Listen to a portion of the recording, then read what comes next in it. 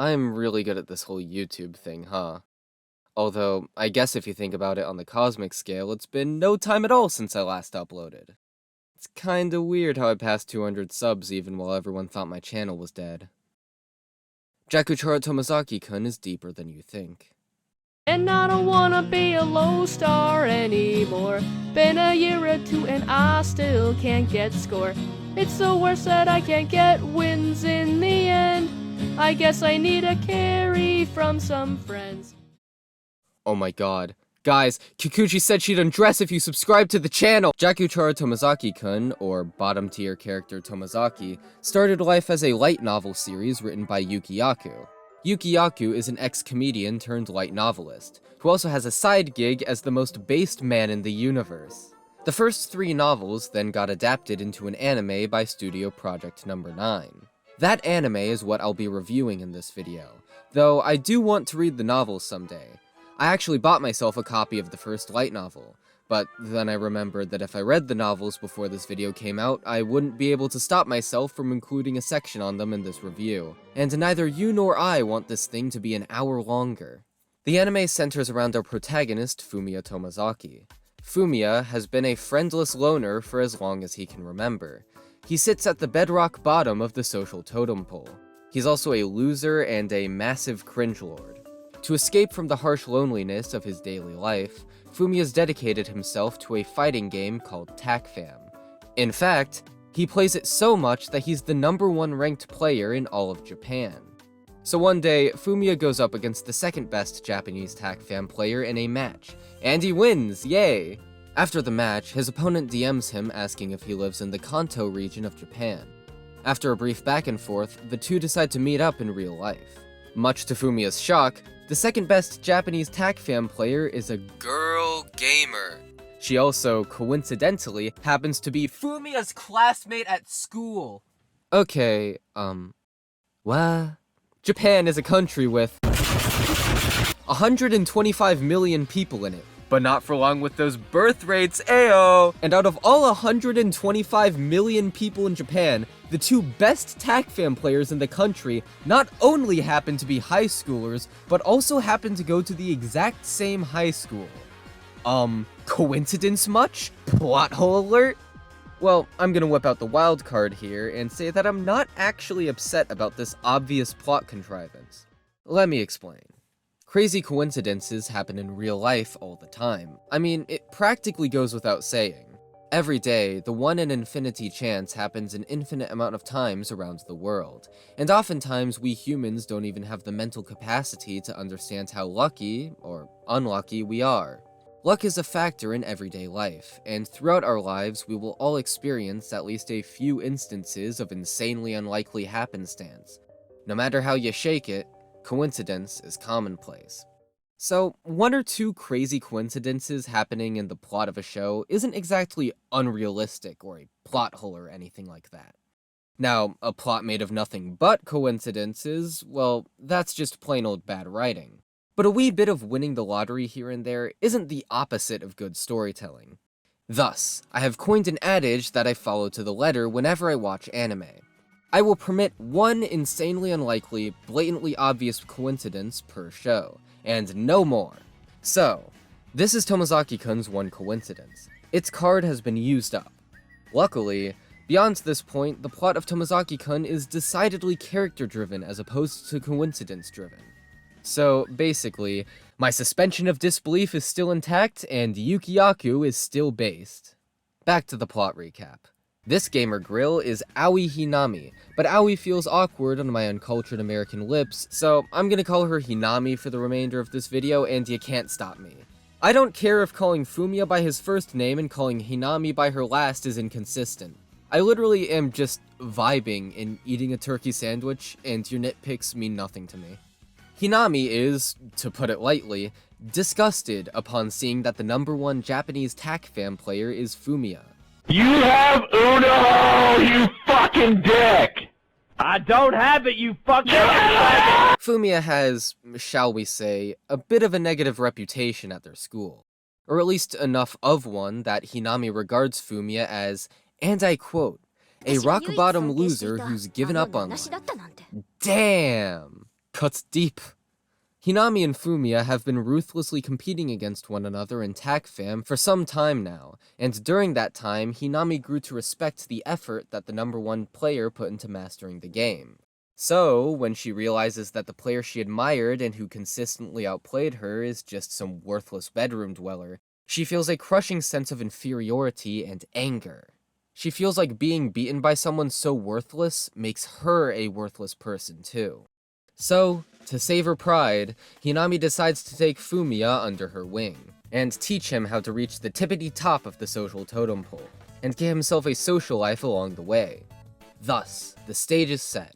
Fumiya, choosing to go along with Hinami's decision to tutor him, decides to try his hand at becoming a more socially outgoing person. The plot synopsis I've just given roughly covers the majority of episode 1. But now that I've told you the basics of the show's premise, I want to take a step back and talk about what makes this episode actually good. You see, I'm one of those jaded anime viewers you hear so much about.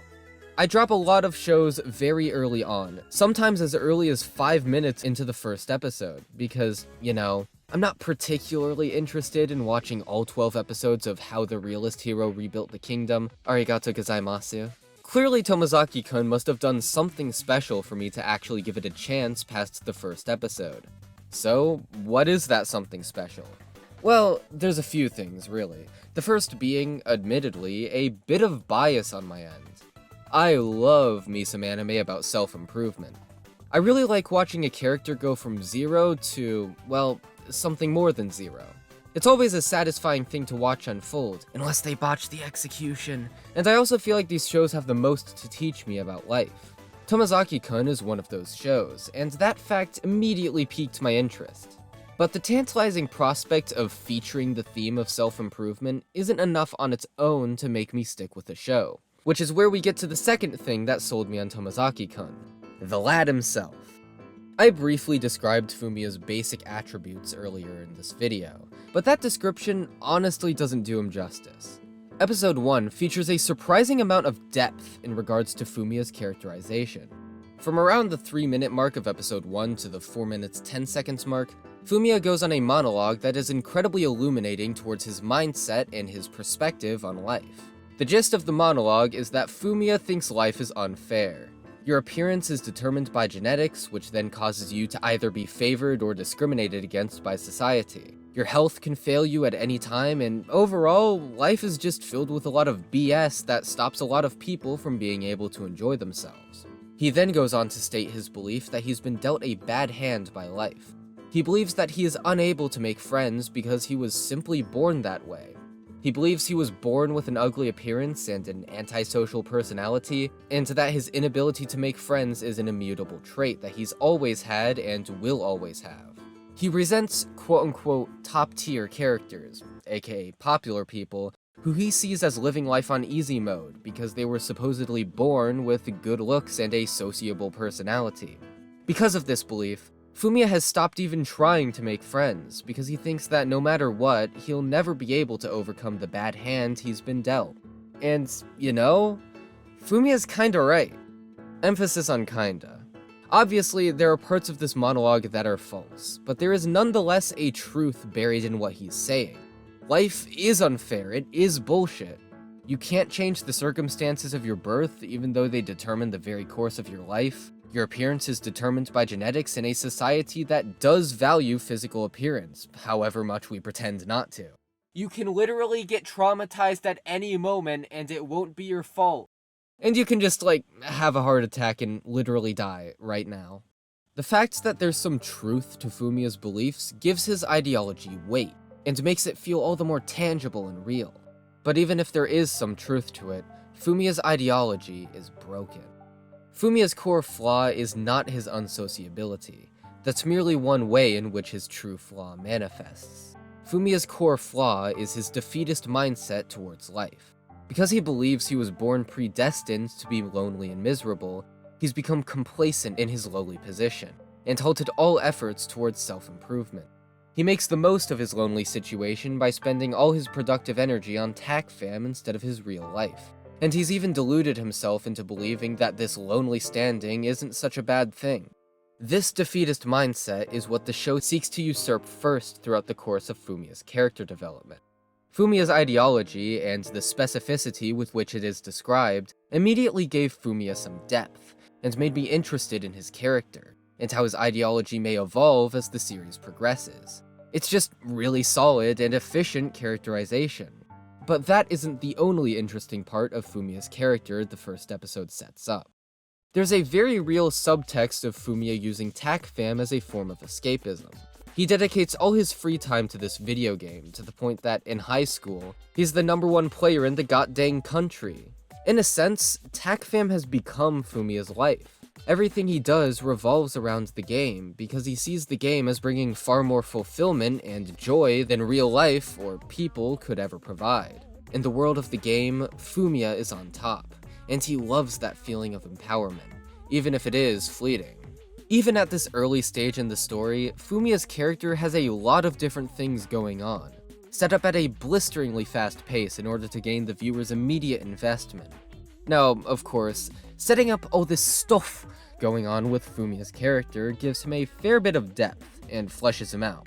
But while depth is nice and dandy and all that, what I think this characterization does more than anything is give the character of Fumiya particularity. He isn't just a dime a dozen shy boy, he has a very specific flawed mindset, his defeatism, and a very specific way of expressing himself, his cringiness and gamer lingo. What this does is make Fumiya immediately stick out as a non-generic character, and when getting me to want to continue watching an anime, the best it can do is not be generic. Fumiya's particularity as a character immediately made me interested in seeing more of him. Not to mention that Hinami, despite not having nearly as much focus, isn't bereft of intrigue in this episode either. Let's see where the show goes from here. Swallowed shampoo, probably gonna die. It smelled like fruit, that was a lie. The basic structure of Jaku-chara Tomozaki-kun's first arc is such. Fumiya will go to the sewing room before school begins each day, and Hinami will give him a task to complete. This task will be something like talk to 3 girls, or talk to the same girl every day over a period of time. Yeah, Hinami really likes making him talk to women. Throughout the day, Fumiya will attempt to complete the task, struggling with it at first, but eventually pulling through in the end. Occasionally, he will also receive advice from Hinami, like keep a good posture and smile more, and ditch those mud-encrusted Walmart shoes. Over time, the practicing of base-level social skills and the constant introduction of new pieces of advice leads to Fumiya becoming a more socially confident individual. As I said prior, Tomozaki-kun is a show about self-improvement, but in a way, it almost feels like the quintessential self-improvement show, in the sense that it's incredibly direct in exploring its theme of self-improvement. Many anime feature undercurrents of self-improvement, and some outright revolve around this theme, but most try to do it with a degree of subtlety. The main character isn't just told in plain words how to become a better person. They have to reflect on their present situation and their past behavior, and through that reflection, figure out how to become a better person on their own. At most, the main character will receive little bits and pieces of advice here and there from the other characters in the cast, but the main character will still have to come to most of the solutions on their own. Meanwhile, Fumiya is sat down in a room by Hinami, then given unvarnished life advice for minutes on end, and also put on a regimen that basically sets out the general path of his character arc for him. One could even call this way of going about the theme of self-improvement blunt or unsubtle. Now, personally, I reject this claim, since while the way the show dispenses some advice does lack subtlety, the way it goes about exploring its themes on the whole is subtly and intelligently written. And I'll get into that more later. Still, there's no getting around the fact that the show is very direct about a lot of its advice. In this sense, Tomozaki-kun is almost like a self-help book turned into an anime, just with cute girls and a plot, and it's also a high school rom-com, etc. Hinami giving Fumiya advice is basically just Yukiyaku giving the viewer advice, and Fumiya trying out Hinami's myriad pieces of advice and seeing how they work is Yukiyaku showing the viewer how his advice works in a practical sense, and what successfully following this advice looks like. This all begs the question, is Tomozaki-kun's advice actually good? Well, I have a confession to make. I'm a stupid teenager. When I first wrote this part of the script, I was a senior in high school, and I'm now rewriting this part of the script having just graduated. I'm not even 18 yet, though I'm sure by the time I finish editing this monstrosity I will be. I feel it isn't really my place to judge the overall quality of a show's life advice when I'm still legally speaking a literal child. So instead, I'll just go into some of the pieces of advice this show gives that personally resonated with me, or that I found helpful or interesting. Occasionally making value judgments, but overall just stating my personal intrigue. As I said earlier, Fumiya is someone who's been socially isolated for as long as he can remember. And, well, I had a period in my life where I faced social isolation like Fumiya did. I think a lot of people share this experience. Granted, mine only lasted about 3/4 of a year, but even for just that short period of time, it was heckin' miserable. People, generally speaking, don't become socially isolated because they choose to be that way. Instead, social isolation occurs because you genuinely don't know how to talk to people. Human interaction just doesn't gel with your brain, it doesn't make sense to you. Every time you speak, the cogs in your brain jam up and you just sit there sputtering and stuttering like a moron, hating yourself for being so awkward. And in the end, you're left to wonder, how do other people do this? How do other people socialize, and why can't I do it? How does it make sense to them? What's the key to all this, and how do I partake in it? Fumiya will, by the end of the series, learn exactly what he needs to do to become a true top-level conversationalist. But we're a while away from that. At this stage of the show, Fumiya is like I was at that time. His conversational skills are still at the level where he has constant stuttering problems and takes forever just to say anything to anyone because his brain is still in the process of even beginning to understand what a human interaction is. All this ado on my end has been for me to beg this question. How do you get someone like that to understand human interaction? I think the answer most people are tempted to give is to say, just talk to people, bro. You'll learn from experience. And honestly, I don't think this is terrible advice. Like, yeah, I put on a funny voice in order to strawman people, but seriously, I think this is okay advice. In fact, I'll even go a step further and say that for some people, this advice is the best advice they can get.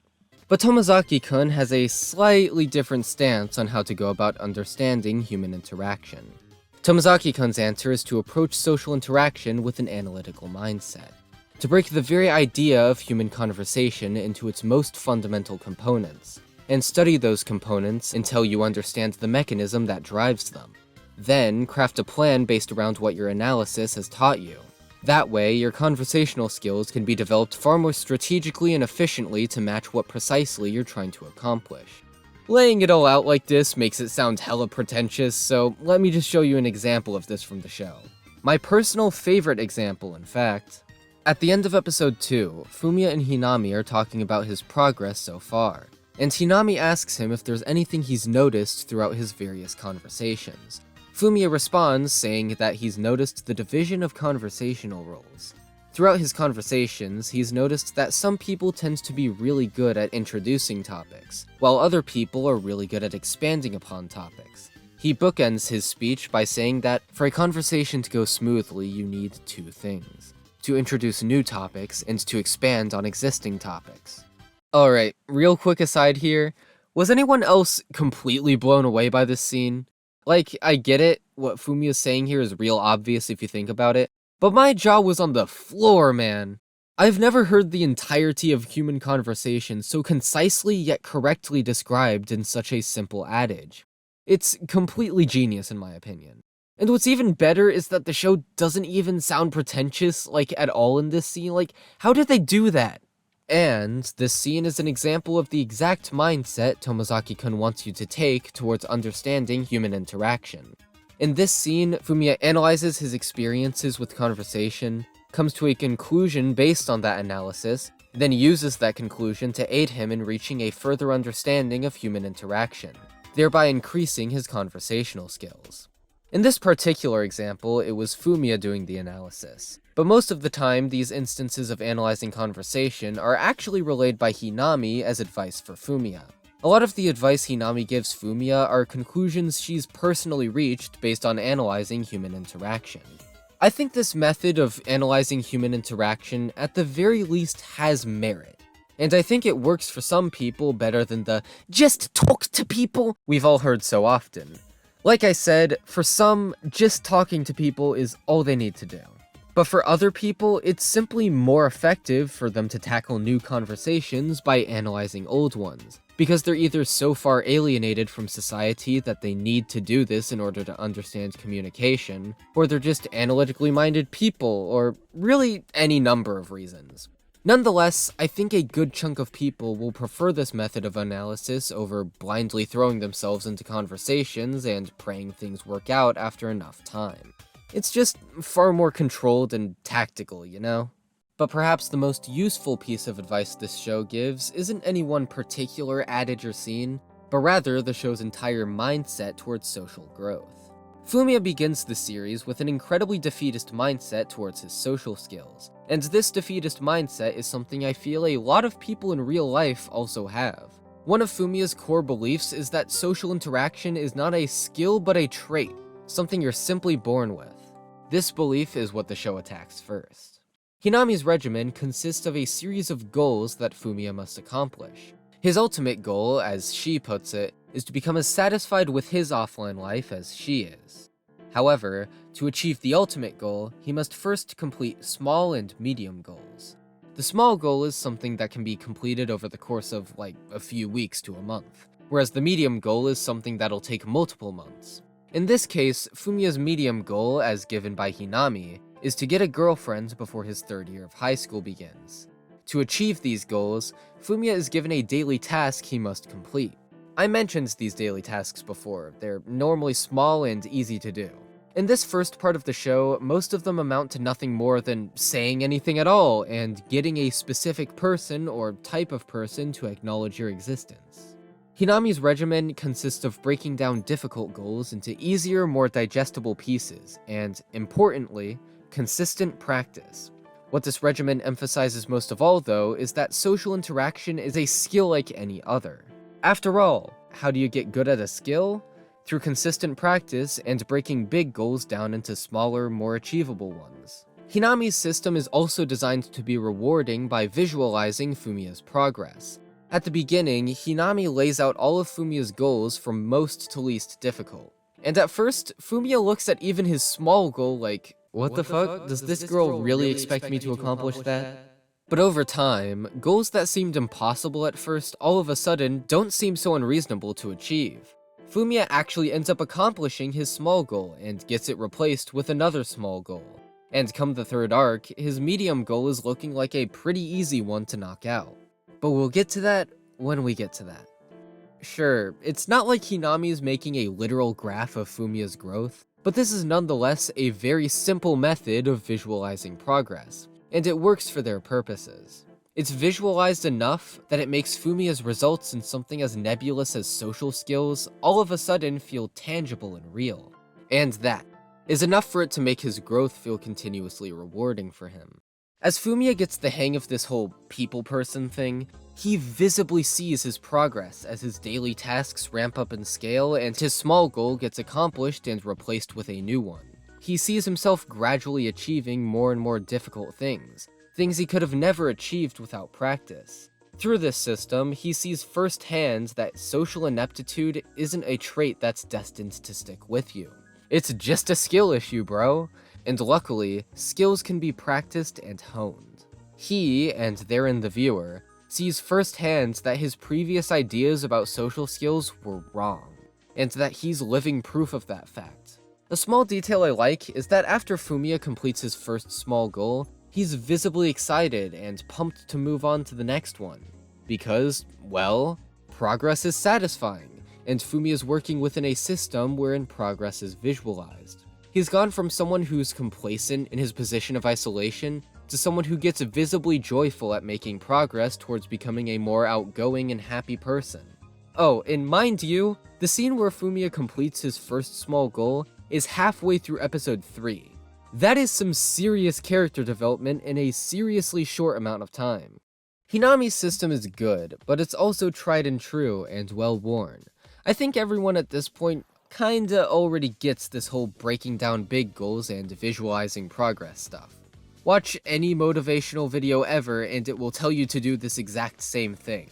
Nonetheless, I do think it's good that the show reiterates just how useful this kind of system is, as well as providing a template system explained in the show with tons of depth that the viewer can rip off for their own use. This is me projecting, by the way. I did that, I'm the guilty party here, sue me. My ultimate goal is to become the stupidest. But where I think the show is pretty ingenious is in applying this system towards something as personal yet abstract as social skills. I think most people hear about breaking down goals and only think of using it for stuff like progress in sports or writing or hobbies or like career goals. Generally stuff that's personal but not like super personal, and where progress is more linear and concrete. But where Tomozaki-kun's messaging really shines is in showing the viewer that this type of system can be applied to any problem, no matter how personal or vague, and it can especially be applied to social interaction. And I said, so what, they don't compare to the time you let me touch your butt. Throughout the first arc, as Fumiya breaks out of his comfort zone and begins talking to others, we're introduced to a whole slew of new characters who will be relevant to the plot going forward. And by slew, I mean 7. Fumiya, Hinami, Nanami, Hanabi, Kikuchi, Izumi, and Shuji. Holy shit, it's fun to say these character names all in a row. I feel like I'm rapping. Also, yes, I'm still mixing up first names and last names. But I don't care. I'm a name anarchist. I shit on your dreams with nonchalance. With 7 whole characters introduced in rapid succession, it's no surprise that the show doesn't manage to make all of them immediately fleshed out and interesting, and fails to make the viewer invested in all of them right away. Come the end of the first arc, I imagine the viewer is most likely invested in Fumiya, and probably has been since around episode 2.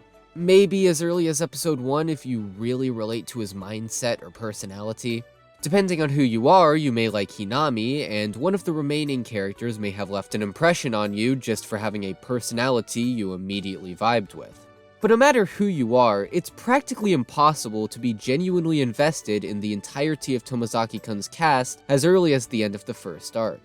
And I mean, yeah, it makes sense. There's 7 whole characters the show needs to introduce within the span of 4 episodes. Of course the viewer isn't going to be invested in all of them right away. Investment takes time, and that ain't a lot of time. Is it even possible to make the viewer invested in that many characters in that short of a time? I'm not sure. The closest I've seen a show get to accomplishing this feat is Steins Gate, and even then, it's arguable as to whether or not it actually did achieve it. So, like, isn't that a bad thing? To have all these characters running around that the viewer decidedly isn't invested in? Well, not quite. For you see, while the only character I was truly invested in come the end of the first arc was Fumiya himself, for the rest of the cast, while I wasn't invested, I was intrigued. Let me explain. The show may not have enough time to get the viewer invested, but it does have enough time to give a brief overview of each character's personality, give them just enough depth so they don't feel one-dimensional, then give them just enough particularity so that they don't feel generic. Sure, it isn't enough to make them gripping and get me invested, but it is at least adequate writing.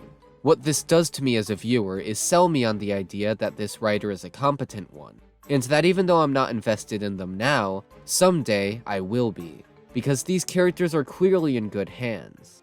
Thus, I am left intrigued by the future possibilities of this character, and how their personality will be explored later in the show. Like, yes, mayhaps I would like to partake in some Nanami down the line, and get to know her a little better, because she seems like she may be interesting. Yes, maybe I would like to watch Hanabi with Hanabi and Saitama with Tama and get to know why she became the way she is, and maybe then I'll be able to truly connect with her. Yes, maybe I would like to date Kikuchi. Now, admittedly, this does mean that the show is somewhat coasting on the goodwill of the audience. Right now, these characters serve mostly as aesthetic characters, with the exception of Fumiya himself, of course, and possibly also Hinami. But this goodwill is easy to have when the fact that the characters are mostly aesthetic is provably because there simply isn't enough time to put them beyond that point just yet. These characters are very swiftly introduced, very swiftly characterized and expanded upon as much as possible within the time allotted, and then the show very swiftly moves on to the next plot point or character. There's literally no room to add any more depth to the characters than there already is in these 4 episodes, because the pacing is already lightning fast. Any faster and the story would honestly seem like it was rushing things. It's also easy to keep that goodwill because despite everything I've said so far, even with the sparse amount of screen time these characters get, they each manage to have a surprisingly strong presence and leave a decently large impact on the viewer. Let's take a brief detour to list every major character and their basic personality as of Arc 1-ish. I'll jump ahead of Arc 1 just a tad when it's relevant, but for the most part, my analysis of the characters for the time being will be constrained to just the first 4 episodes. So then, I smell the barbecue, and then my mind shatters. Hinami is the girl who's trying to teach Fumiya to break out of his shell. She has something of a dual personality. She's incredibly bubbly and energetic around most people, because she wants to be seen as a respectable person. However, as soon as she's alone with Fumiya, the act dissipates completely, and she becomes bold, blunt, sarcastic, and rude. Hinami doesn't care if Fumiya respects her, because she, quite frankly, doesn't respect him. Outside of TAC fam, that is. It's always a bit difficult to know what Hinami's really thinking. She's difficult to read because her actions are often filtered through her desire to keep up appearances. Even around Fumiya, she doesn't come off as being completely genuine most of the time. She always feels just a little mysterious. And it's this property, I feel, is a big part of what makes Hinami an intriguing character. That mysteriousness never really leaves her, even into the later parts of the show.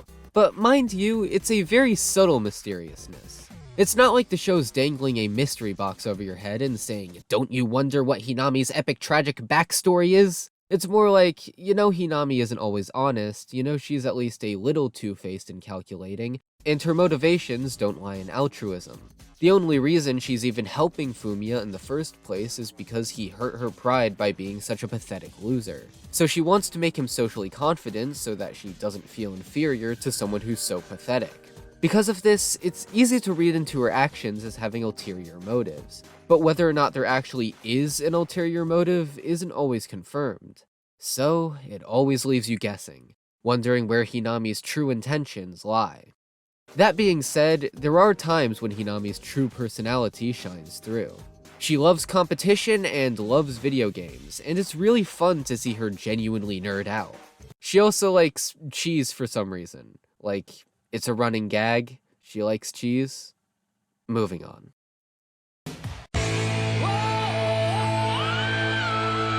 Minami Nanami, not to be confused with Hinami, sets herself up pretty early on as an endearing presence in the series. She's one of the first classmates Fumiya talks to as part of his regimen. She's the very first classmate he maintains an extended one-on-one conversation with the obvious exception of Hinami, of course. And she's arguably the first person Fumiya befriends in the series, though tracking the exact point who becomes friends with who in a show is rather difficult. While Hinami has a mysterious air to her and is often meanly sarcastic, Nanami is the exact opposite, being the most openly friendly person towards Fumiya in the early part of the show, and mostly just saying exactly what's on her mind at any given time. Nanami is an easy person to talk to. She's bubbly, cheerful, and energetic, except instead of having a dual personality like Hinami, Nanami genuinely is all of these things. She's a master at filling silence, which means that Fumiya doesn't have to try very hard when talking to her. All he has to do is exist within the immediate vicinity of Nanami, and she will blab on and on with a seemingly endless pool of energy to draw from. Nanami takes every chance possible to say something ridiculous, and she's also very spontaneous. A lot of her dialogue feels like her just saying whatever stupid thing she thought of 5 seconds ago. Nanami is a textbook extrovert. Making friends is her hobby, and she draws energy from people. But perhaps the characteristic that's the most helpful for Fumiya in this early part of the show is the fact that Nanami is the least judgmental person in Tomozaki-kun's cast. Obviously, at this point in the story, Fumiya is an incredibly poor people person. So much so that if you were to measure his social skills, you'd have to learn a new metric prefix for precision's sake. He's prone to saying things that are awkward because he lacks social awareness. But when it comes to Nanami, no matter how badly Fumiya messes up, no matter how awkward what he's saying is, unless he genuinely outs himself as a morally reprehensible person, Nanami won't think ill of him. This gives him a lot of leeway in his interactions with her. In episode 2, Fumiya talks to Nanami for the first time, but with his lack of social awareness, ends up saying something awkward. 最近の若い女の子の共感力ってすごいなと思って。 In response to this, Nanami laughs and says he sounds like an old geezer, as Fumiya tries desperately to salvage the conversation by continually re-explaining what he actually meant by high school girls are so empathetic. But here's the catch. Nanami isn't laughing at him. She's laughing with him. Over the next few minutes, Nanami continually praises Fumiya for being funny, with no ill will behind her words. She genuinely appreciates the fact that Fumiya said something silly because, well, she likes silly things because silly things make her laugh. Nanami's non-judgmental nature makes her an immediately endearing character, at least for me. After all, the audience is following Fumiya as he tries to make friends, and so, obviously, we're going to like the character who's willing to accept him with open arms and become his friend regardless of how awkward he is. Nanami is also someone who likes to go with the flow. She isn't one to state a contrarian opinion when she doesn't need to, and agrees with people far more readily than she disagrees with them. She's basically someone who finds most situations suitable. I'll be completely honest. Out of the entirety of Tomozaki-kun's cast, Nanami is the character I by far relate the most to. Which I know sounds weird, like didn't I just talk earlier about how much I relate to Fumiya? And yeah, I do relate to Fumiya a little bit. But honestly, at least if we're talking current me, I'm way more like Nanami. It's not that me and Nanami are identical, or even that we're alike in any immediately noticeable ways, but I see a lot of myself in her, and to be honest, were it not for Seishu Honda existing, she'd probably be the most relatable anime character of all time for me. You may not have known until now, but despite my anime viewing habits, I can be a social person occasionally. I hesitate to call myself an extrovert, but then again, I also don't think the term introvert quite describes me, and ambivert feels too indecisive, so in the end, let's just say I'm a mostly social person, but I can only keep up the energy for about 4 hours or so. And also, I'm only energetic around the people I'm close to. In that sense, I guess Nanami is more extroverted than I am, and also more popular at school than I ever was, and has a pool of energy I wish I had. But the way we interact with people is basically identical. We're both about being as stupidly silly as possible, and we're also both way too straightforward and comically easy to read. I also, and perhaps this is egotistical to admit out loud, but I consider myself to be a relatively non-judgmental person. Which I know sounds rich if you've seen this miscarriage I once called a video.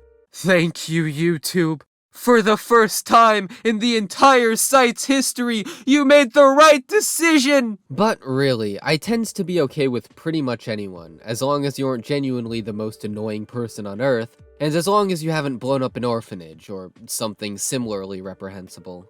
I also go with the social flow just like Nanami does, because really, I don't care if we go to the cinema or the trampoline park. I'm just here for you, man. You decide. I have no preferences. I'll get more into how I relate to Nanami later on, because trust me, when we get to episodes 6 through 8, the similarities will begin to get uncanny. But I'll book into this discussion with this. Nanami post episode 8 is basically who I consider to be my ideal self. She's great, and I want to be great too, damn it. I also want boobs like she has. Overall, the only meaningful difference between me and Nanami is that I don't sexually harass women. タマさん、恐れ入ります。次は肘のところの皮膚をハムハムさせてください。すっごい。Don't worry, I have a lot less to say about Hanabi. Hanabi Natsubayashi, oft referred to by the other characters as Tama, is basically the opposite of Nanami. She's unsociable by nature, only speaking when she absolutely wants to, and being completely unafraid to state her opinion, no matter how contrarian it may be. She does not go with the flow in the slightest, but for that, people respect her. It's rare you meet someone who's so unafraid to speak their mind. And despite everything I've said, it's not like Hanabi is aggressive or mean. She's certainly no Hinami. Her bluntness stays at just that, bluntness, and in my eyes is a purely admirable trait. Hanabi is one of the less intriguing characters in the show, mostly because she doesn't get much screen time or exploration, even during the later episodes of the show. We do later get her backstory and learn more about her friendship with Nanami, which is welcome information and did add to her intrigue, but I'm really just waiting for that full-on Hanabi arc. I know we'll get it eventually, and I can't help but think that whenever we do get that arc, I'll finally be on board the Hanabi train, as it were.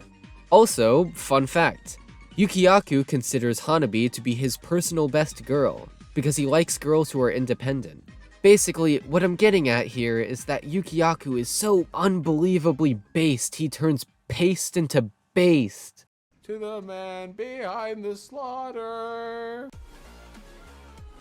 A character I have similarly little to say about is Shuji Nakamura. Shuji is probably the least important out of all the characters I'm mentioning here, so much so that I actually debated including him in this section at all.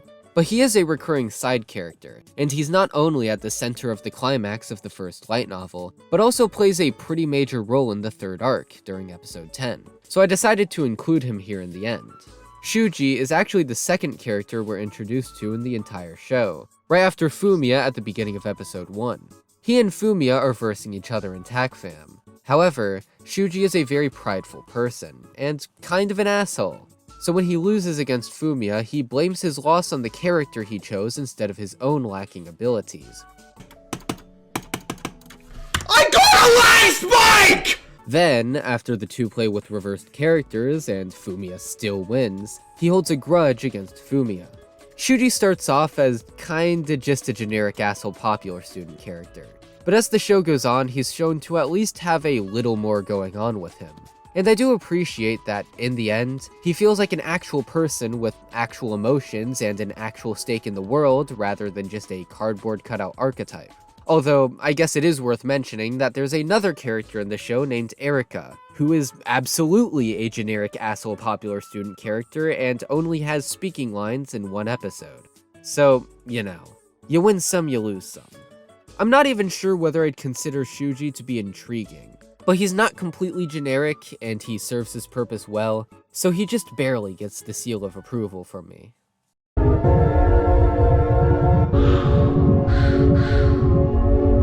Yuzu Izumi sits right next to Fumiya in class, and in episode 3, he's told by Hinami to try talking to her consistently. At first, Izumi and Fumiya's conversations are, shall we say, awkward.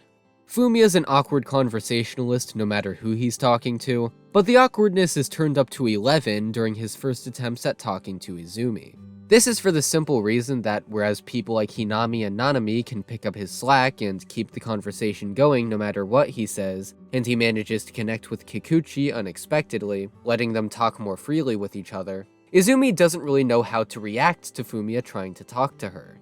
Every time Fumiya strikes up a conversation with her, she finds herself puzzled and a little weirded out as to why this random, shady classmate of hers keeps trying to talk to her. And so the replies she gives to Fumiya's words are half-hearted and laced with confusion. It takes many days of persistent effort for Fumiya to break past the zone of awkward interactions, but when he finally does, man is it rewarding. You see, Izumi wants to learn how to play TACFAM well enough so that Shuji will play with her. Because she totally has a massive crush on Shuji, ooh. So Izumi, having heard that Shuji lost to him, ends up inviting Fumiya to her place in order to teach her how to play the game. Suddenly, Fumiya and Izumi have at least a topic they can connect on, with Izumi being curious about the game that Fumiya is obsessed with, and can talk about for literally hours. And this is all Fumiya needed to bridge the gap between him and her and start a genuine friendship. The first day of Fumiya tutoring Izumi starts with them as strangers and ends with the two of them baring their hearts to each other in a shockingly emotional and genuine conversation that leaves the viewer with a pretty big hook of intrigue for Izumi's character. Izumi is someone who doesn't know what to do with her life. All she does is talk to her friends and have fun, which, sure, is important, but she isn't working towards any long-term goals or aspirations, and she's not sure if she even could work towards them if she tried. This is what she confesses to Fumiya. Fumiya, in turn, confesses his struggle with loneliness, and his recent change in attitude towards social interaction, as a way of telling Izumi that it's possible for her to change herself. To be honest, the first 9 minutes of episode 4 is probably one of my favorite parts of the show. Izumi and Fumiya actually have some strong chemistry with each other by the end, and it's really something to witness. Another thing I like about Izumi is that their dynamic puts Fumiya in the role of the tutor rather than the tutee. Fumiya isn't a very confident person overall, but the one thing he is confident about is his knowledge of TACFAM. So, episode 4 takes advantage of this confidence to put Fumiya in the role of the tutor, an unexpected but in-character role for him to take here. It's refreshing to see this side of him, and it keeps Fumiya an interesting and varied character, as well as making Izumi more intriguing for helping facilitate a fun dynamic. Aside from this, Izumi is passive, anxious, and easily flustered. What I like about Izumi, though, and what gives her personality a distinct texture from other characters of her ilk, is that her passivity and easily flustered nature are portrayed with far more subtlety than most anime. In most anime, when a character is easily flustered, they go haywire blushing and freaking out and going like, "Gah!" And listen, this isn't inherently bad characterization, but it is a well-worn path in anime, and it does make the character far more likely to feel generic. But with Izumi, these traits are more like a subtext bubbling under the surface of all her dialogue and mannerisms, which I like a lot and haven't seen done quite like this in any other show. Izumi is most certainly intriguing. And finally, we're down to the last character of the bunch, Fuka Kikuchi. Tomozaki-kun, 移動教室前の休み時間っていつもここにいますよね。私もそうしてたんです。だからずっと、また友崎くんいるって思ってて、マイケル・アンディ、好きなんですよね。I love her. Kikuchi is voiced by Ai Kayano, who by the way also voiced Sylphiette from Mushoku Tensei and Rin Toyama from New Game. Ai Kayano did an outstanding job with Kikuchi. I'm not sure how her voice is described in the light novels, I'm frankly not even sure if it is described, but in the anime, Kikuchi's voice was the first thing I noticed about her. It's very wispy and soft and pleasant to the ears in a way that immediately stands out. To me, Kikuchi's vocal performance is a big part of her character, and was perhaps the second biggest thing that made me intrigued by her. What's the biggest thing that made me intrigued, I ask rhetorically? 実は私、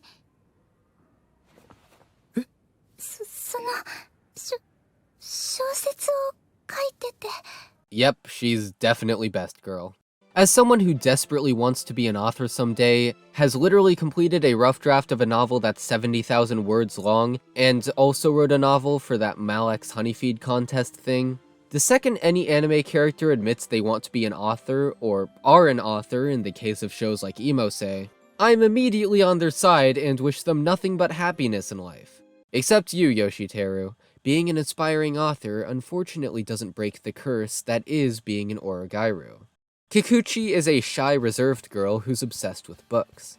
One day, she approaches Fumiya because he's seemingly reading a book by her favorite author, Michael Ande.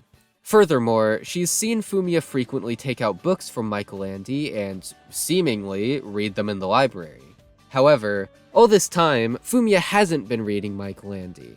He's actually just been pretending to read during breaks while coming up with TACFAM strategies. Thus, a misunderstanding occurs. Fumiya pretends that he actually was reading Michael Ande in order to befriend Kikuchi, and bullshits his way through a conversation about his books, where Kikuchi feels like she finally has a friend she can talk about her favorite author with. Fumiya feels guilty about this. He's made a friend, which is a good thing, but he's done so under false pretenses. So Fumiya, and you're not gonna believe this, right? Dispels the misunderstanding like a rational human being, and in the end, Kikuchi appreciates that he told the truth to her, and then Fumiya actually unironically becomes a Michael Ande fan, and they both stay really good friends. I love this show.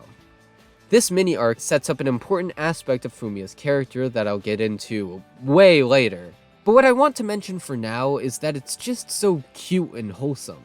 It isn't played for melodrama or really any drama, like, at all. It's just a thing that happens, and a reinforcement of why truth matters, and that people like it when you tell the truth. It's the type of subplot that puts a smile on your face, and, well, it certainly did that for me. So, those are all the important characters in this arc. Wow, that took a while. But there is one more thing I want to talk about. Earlier, I said that Tomozaki-kun's characterization depends somewhat on the viewer's goodwill, and faith in the show that the characters will eventually become great. So, does the show make good on that promise? Do the characters truly get good? The answer to that question is yes. Wait, what's that asterisk doing there? Come the end of the first season, there's still a decent amount of the cast that I wasn't really invested in. Namely Hanabi, Izumi, and Shuji. Though me not being invested in Shuji isn't that big of a deal since he's mostly a side character so far. Hanabi and Izumi, however, are pretty major characters, and not being invested in them could actually be a fairly big knock against the show. Except, personally, I don't think this lack of investment hurts the show, because, well, I still have my goodwill.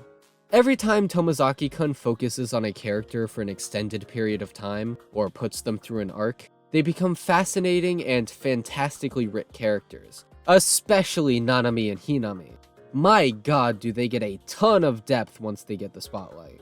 So when a character in the show isn't great, it truly is simply because the show hasn't gotten around to them yet. And on top of that, I want to make this clear. None of the important characters in this show are bad.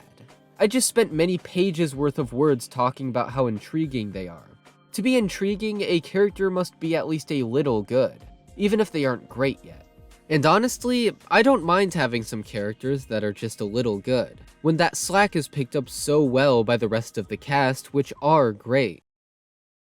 Chapter 4.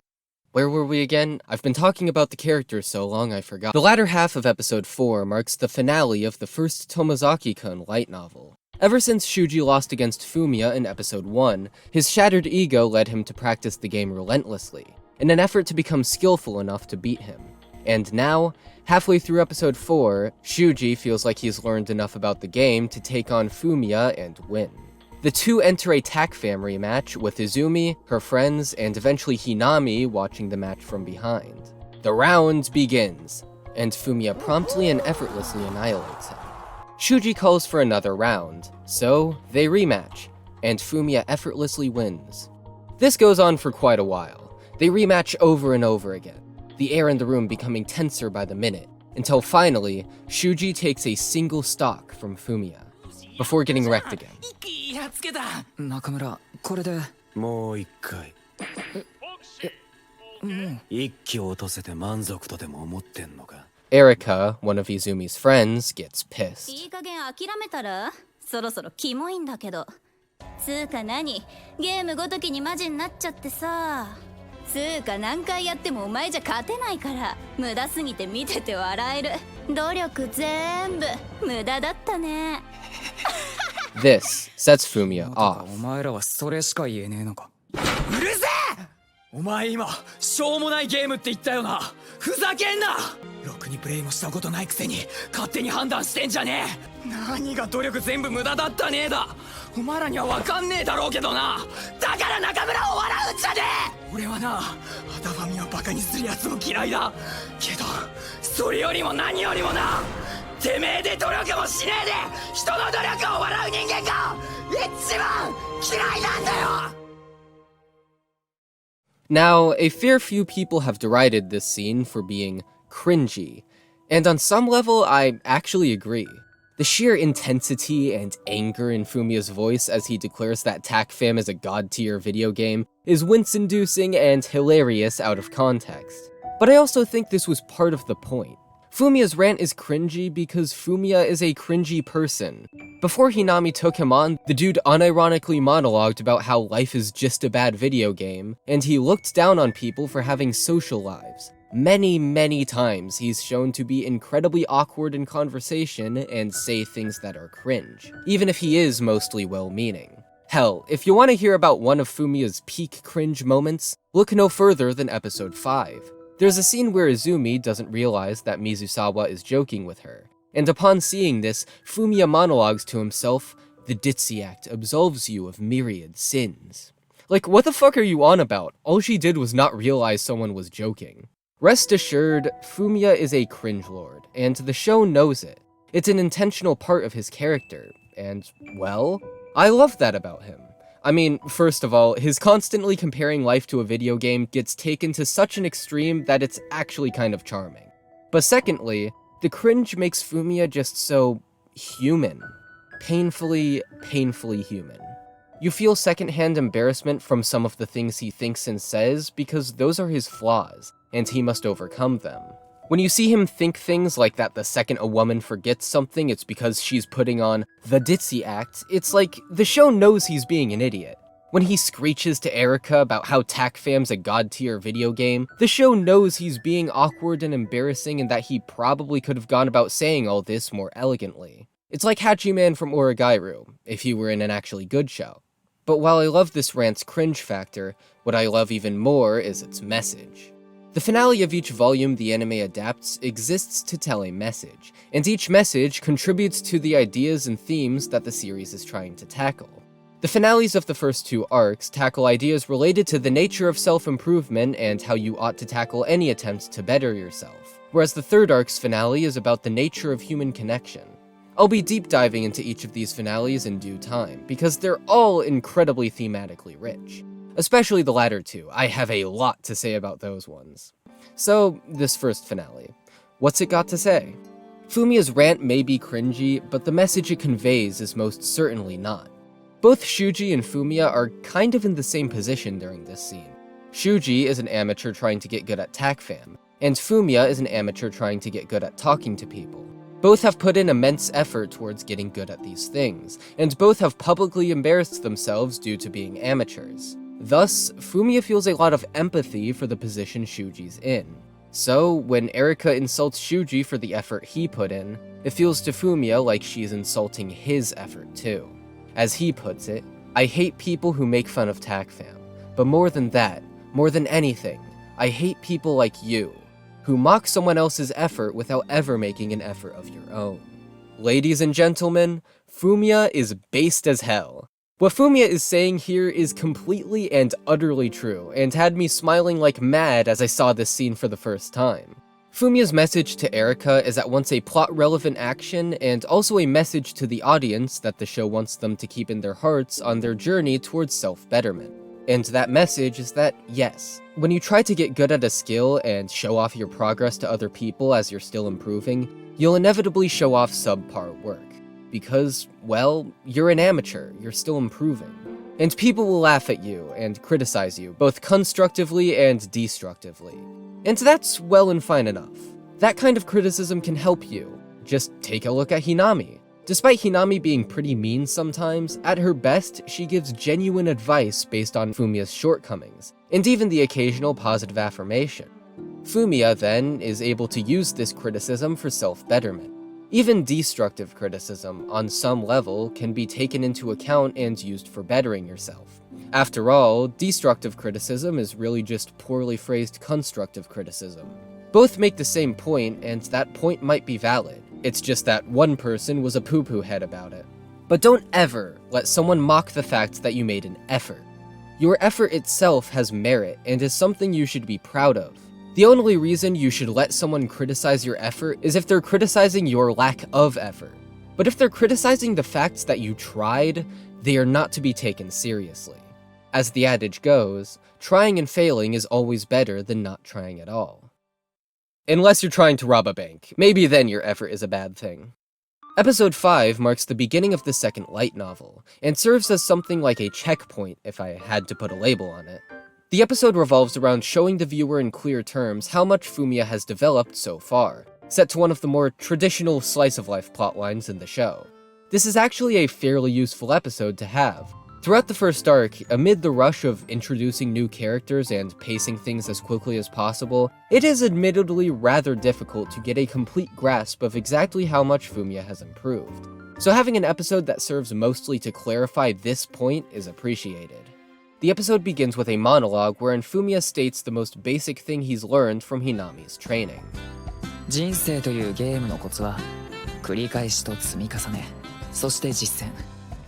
Technically, Fumiya learned this as early as episode 3, when he achieved his first small goal, but it's at this line that Fumiya's development truly sinks into the viewer. Something I've been saying over and over again in brief remarks, but that I want to draw complete attention to here, is the fact that Tomozaki-kun, on the whole, is a ridiculously fast-paced show. There are some traditional slice-of-life episodes here and there, and those do slow down the pace in a noticeable way, but on the whole, this show is just a non-stop stream of stuff happening. And I mean that in the best way possible. And I'm not just talking about how Fumiya's character development happens quickly. I mean that the general feel of the show is quick and snappy. Conversations are generally cut down to be as short as they can be while retaining their charm and purpose. And each episode generally transpires in a myriad of different locations, which keeps things feeling fresh as the viewer bounces around all these different locales. If you have an ADHD brain with an attention span that lapses as soon as the plot isn't moving forward, this is your kind of show. It's this light-stepping pace that's probably one of the main things that keeps Tomozaki-kun so damn watchable.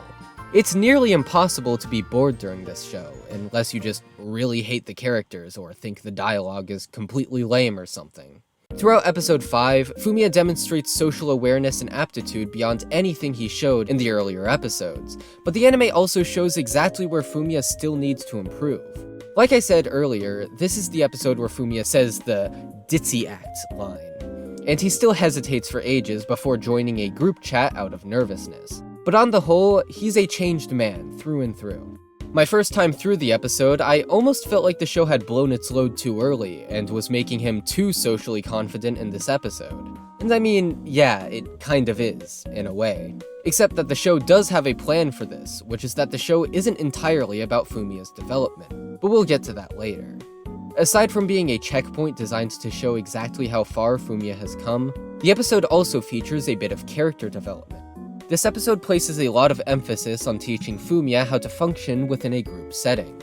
Most of the show up to this point has followed Fumiya through one-on-one conversations with various people.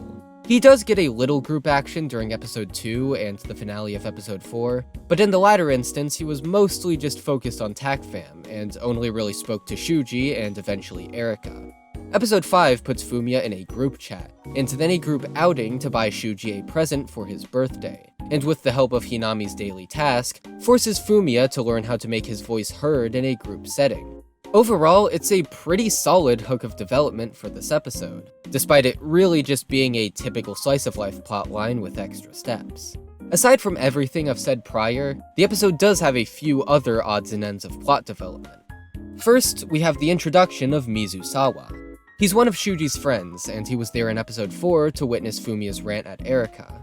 He really appreciates the sentiment that Fumiya conveyed there, and thinks that what Fumiya said was based. Because of this, Mizusawa takes a liking to Fumiya, and declares that he's on his side. Mizusawa is the final character that I'd consider to be somewhat important to Tomozaki-kun's plot, and he's probably the least interesting. The only depth he gets is in the very late stages of the season, and he mainly exists just to give Fumiya a male friend. He's not even really intriguing like the other characters, he's just kinda there. It's not like he doesn't have a personality, it's just that his personality ain't all that interesting to me. Sorry Mizusawa stans, if there are any. The last big thing this episode does is provide more evidence to the fact that Fumiya is beginning to feel romantically toward Hinami. Which, I mean, who can blame him? Despite Hinami not respecting him, she was the catalyst that caused Fumiya to overcome his loneliness. And for that, Hinami must seem to Fumiya like his savior. Oh my god, Fumiya's mom is so pretty. Episode 5 ends with the announcement that Hinami and Nanami will be running against each other for the position of Student Council President, which leads us to the next major arc of the story. And, well, I have a lot to say about this one. I made a promise, now I feel nauseous, as if I chugged a cup of stuff you clean your countertops with. Fumiya's lessons in the sewing room are temporarily put on hold so that Hinami can focus on the student council election. However, as a parting note, Hinami suggests that Fumiya should try to become Nanami's campaign manager. She reasons that, because Nanami is a very social and outgoing person, she's basically the model of what Fumiya should be striving for, so spending time with her as her campaign manager would benefit him.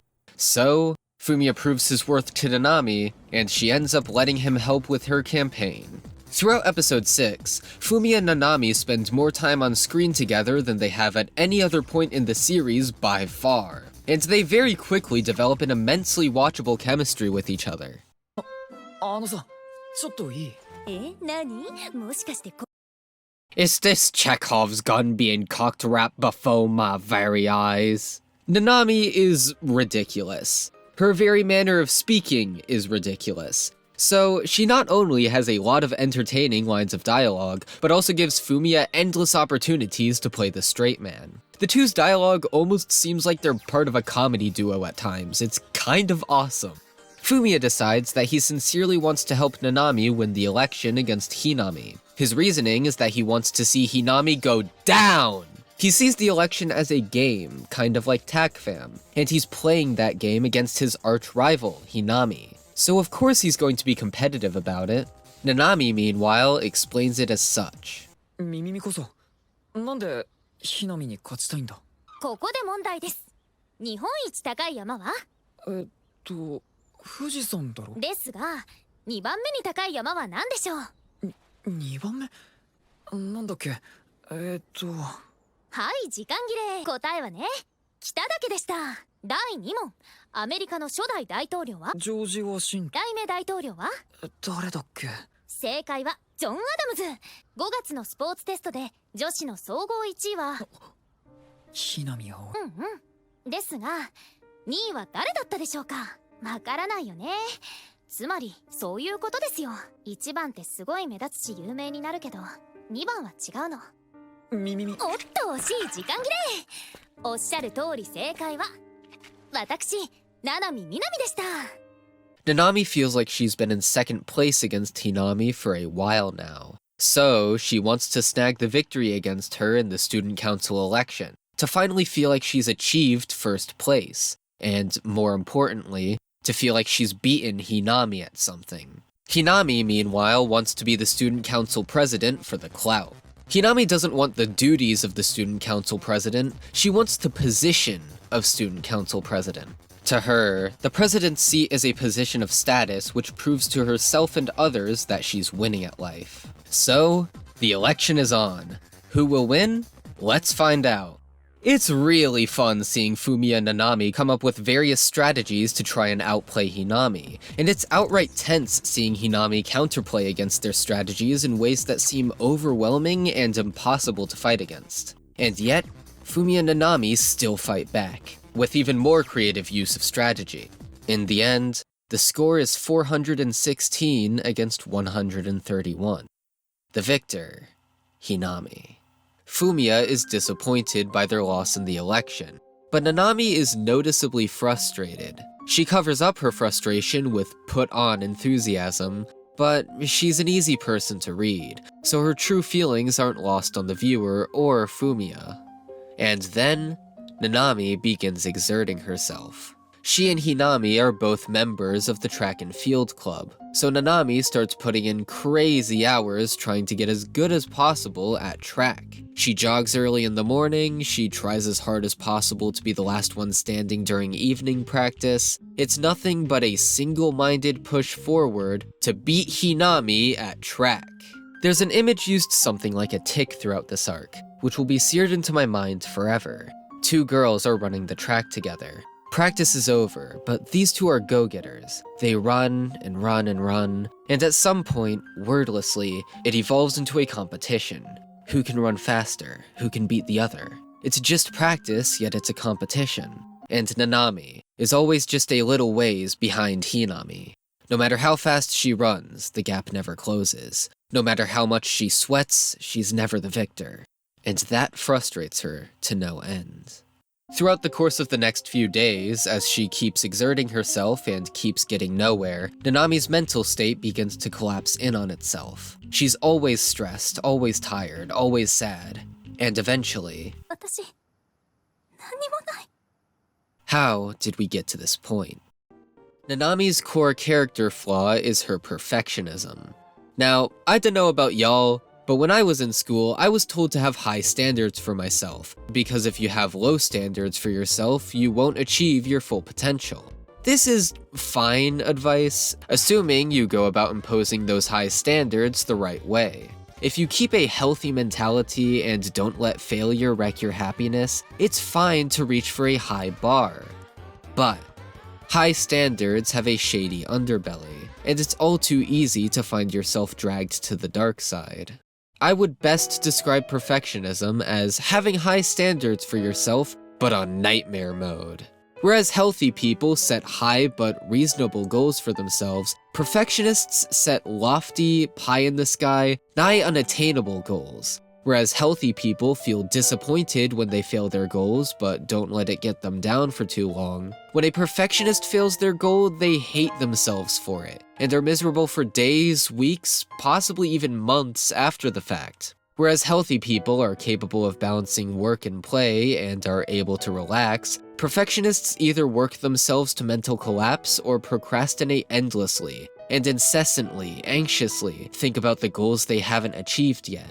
Whereas healthy people are okay with slowly working towards becoming their ideal selves, perfectionists need to be their ideal self right here, right now. And every second they spend not being their ideal selves is a second spent in agony. Make no mistake, perfectionism is hell. To the extent that me saying make no mistake probably gave all the perfectionists in the audience just now Vietnam-esque flashbacks to the time they spent 8 hours straight endlessly pacing around their bedroom, anxiously wondering about whether or not they made a mistake in their psych essay.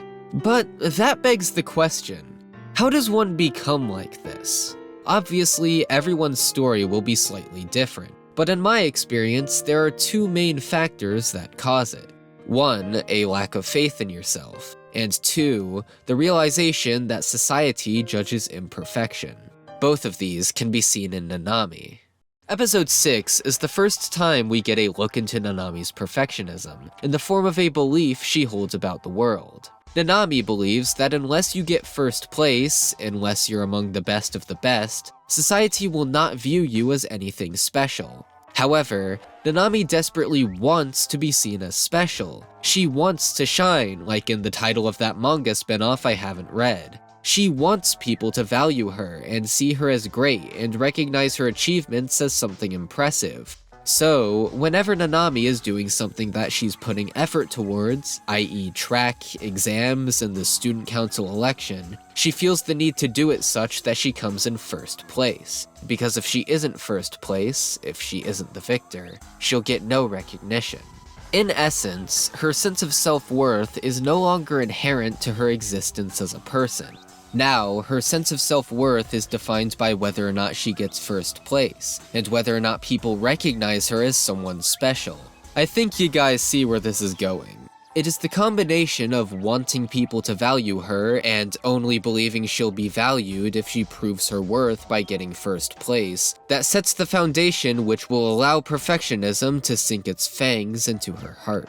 But there's one extra variable in this equation that makes things even worse for Nanami, and that's the existence of Hinami. Hinami is popular, far more than Nanami.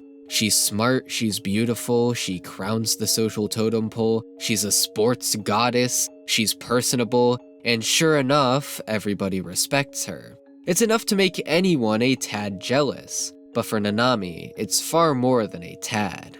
Nanami sees Hinami as the ideal person. She sees her as someone who achieves first place in everything she attempts, and who therefore has garnered the respect of everyone. What compounds this is that Hinami constantly takes first place away from Nanami. In grades, in the student council election, in track, Nanami would be first place, except that the all-powerful Hinami is always there to take it from her. There's no doubt in my mind that Nanami wishes she was Hinami. She sees Hinami as the bar that she must meet in order to be a special person. Nanami's reverence of Hinami and frustration at being constantly beaten by her is so pronounced that even being near Hinami causes Nanami to feel inferior.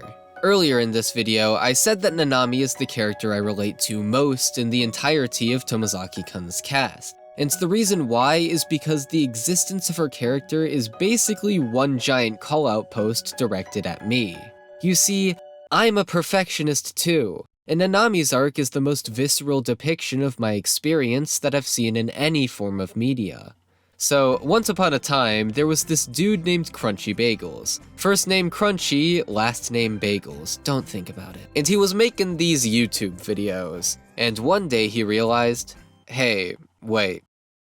All my videos are terrible! Thus, he declared, henceforth, I will make nothing but God-tier content. I will stun all spectators with my greatness. I will create intelligent, analytical videos that cut to the heart of whatever they're talking about, while also not coming off as too harsh and making the point as well as I possibly could, and also don't have any mistakes, and also the editing is good, and voicing is also very epic, and yeah, I'll just become the perfect anime YouTuber. But suddenly, writing YouTube videos, which used to be an easy and decently relaxing task, was suddenly very difficult, and my uploads were slowing way down. So I was like, what could have possibly caused this? Yeah, I'm slow in the uptake, so it took me like 6 months to even figure out what was wrong with me. But by the time I figured out what had happened, things were very much not okay. See, the reason why perfectionists feel the need to always perform at such a high level is because we fucking hate ourselves. A perfectionist's sense of self-worth is dictated solely by how much work we do, what results we put out, and how other people respond to those results. However, as the title perfectionist implies, we have incredibly high expectations for ourselves. We can't just do a good job, we must do a fantastic job. We can't just do a moderate amount of work, we must spend every waking moment working. People can't just appreciate us, they must see us as incredible people. And unless we meet our nigh impossible standards, and unless other people see us as special, we hate ourselves and think everything we do is garbage. This isn't me asking you to talk about how super duper intelligent and awesome my videos are in the comments, by the way, although you can do that if you want. Because, for the most part, people do like my videos, to the point where one of my friends legitimately considers me their favorite YouTuber. See, that's the thing about perfectionism. It's an unwinnable game. It's a mentality that always demands you to do more than you're capable of. Even if you somehow meet your incredibly high and unhealthy standards for yourself, your brain will just destroy you even further by saying, whoa, you met my standards? Okay. You did an okay job, I guess. But that still isn't good enough. So how about you try hitting this even more unreachable goal next? And until you reach that unreachable goal, I'm gonna make your life miserable. Fucking lol. But I just want to watch Anya Forged in Steel from Spy Kids being cute. Don't you have work to do? And so, because your self-worth is dictated by whether or not you can abide by nigh impossible standards, and because the goalpost signaling the end of all this nonsense has legs and fucking sprints away from you every time you get close enough to so much as smell its farts, a perfectionist is doomed to live their life feeling inferior, always wondering why they aren't able to accomplish what they want to. And that's the story of how I quit YouTube. It was so I could be perfectionist in my fiction writing instead. So, yeah. Everything Nanami goes through in this arc is something I can relate to completely, to the point where just looking at her facial expression is enough for me to tell pretty much exactly what she's thinking at any point in the arc. Because I've been there. Her face here is my face. Holy shit, I want to kiss myself. Nanami decides at the beginning of the arc that she wants to change herself. She doesn't want to feel inferior to Hinami anymore. She doesn't want to feel horrible anymore. So, she's gonna kick Hinami's ass in the student council election, and prove once and for all that she's capable of being special too. But, as we discussed earlier, that plan falls flat. Nanami went into this election wanting to feel better about herself, but now she feels even worse than before. It's crushing. The sense that maybe she truly is just an inferior person to Hinami. The sense that maybe she'll go her entire life not accomplishing anything meaningful or impressive. That maybe people will never see her as special. Nanami needs that feeling to go away, else her mental state will cave in entirely. So, she starts competing with Hinami again, this time on the track. She puts in an insane effort towards track. because she needs to stop feeling horrible. She needs to feel like she's special. If Nanami took on Hinami out of a healthy competitive spirit, while also maintaining a lax but determined attitude, and keeping her happiness and self-esteem intact, like Fumiya for example, her trying to beat Hinami wouldn't be an issue. However, right from the outset, Nanami's mindset towards this is completely twisted. Nanami's competing with Hinami out of a fear of being inferior. She competes to be seen by other people as special, and to prove to herself that she is special. But that's not a healthy way to go about things. I'd know, because that's the exact mindset I had when trying to hone my writing and video editing skills. I made better videos to prove to others that, hey, all those videos that were bad and stuff, that was all a fluke guys, me swears it. I'm good now, I promise. The reality of perfectionism is that so long as you're a decent and moral person, you should not feel inferior like this. You shouldn't achieve your goals just to prove that you're worth a damn. The answer is to realize that you're already worth a damn, so you can be at peace with yourself while you try your hand at self-improvement. Furthermore, the extremes to which Nanami wants to beat Hinami are incredibly harmful to her. She wants to be the track star right now, and she can't accept anything but that. She must be the track star that instant, because until she is, she'll hate herself. She can't accept anything but first place, because if she can't reach first place, she'll just end up hating herself. She needs to be perfect right here, right now, because in her eyes,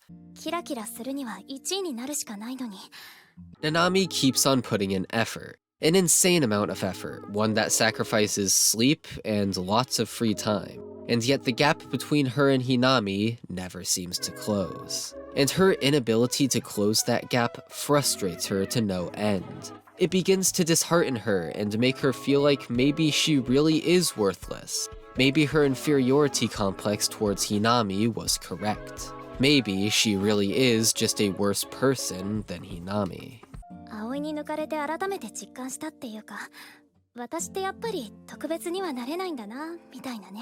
If she isn't perfect, she's not a special person. These aren't rational thoughts, but they are textbook perfectionism. Once Nanami embraces her inferiority towards Hinami, she stops putting in an effort. Now there's only one girl on the track, Hinami. The other characters notice Nanami's perfectionism and begin to worry about her, primarily Hanabi, who is probably Nanami's closest friend. But their worry turns into outright alarm, when Nanami, tired of feeling inferior to Hinami all the time, and feeling guilty for being so jealous of her friend in the first place, decides to quit the track team entirely. This eventually leads to a long conversation that functions as the climax to this arc.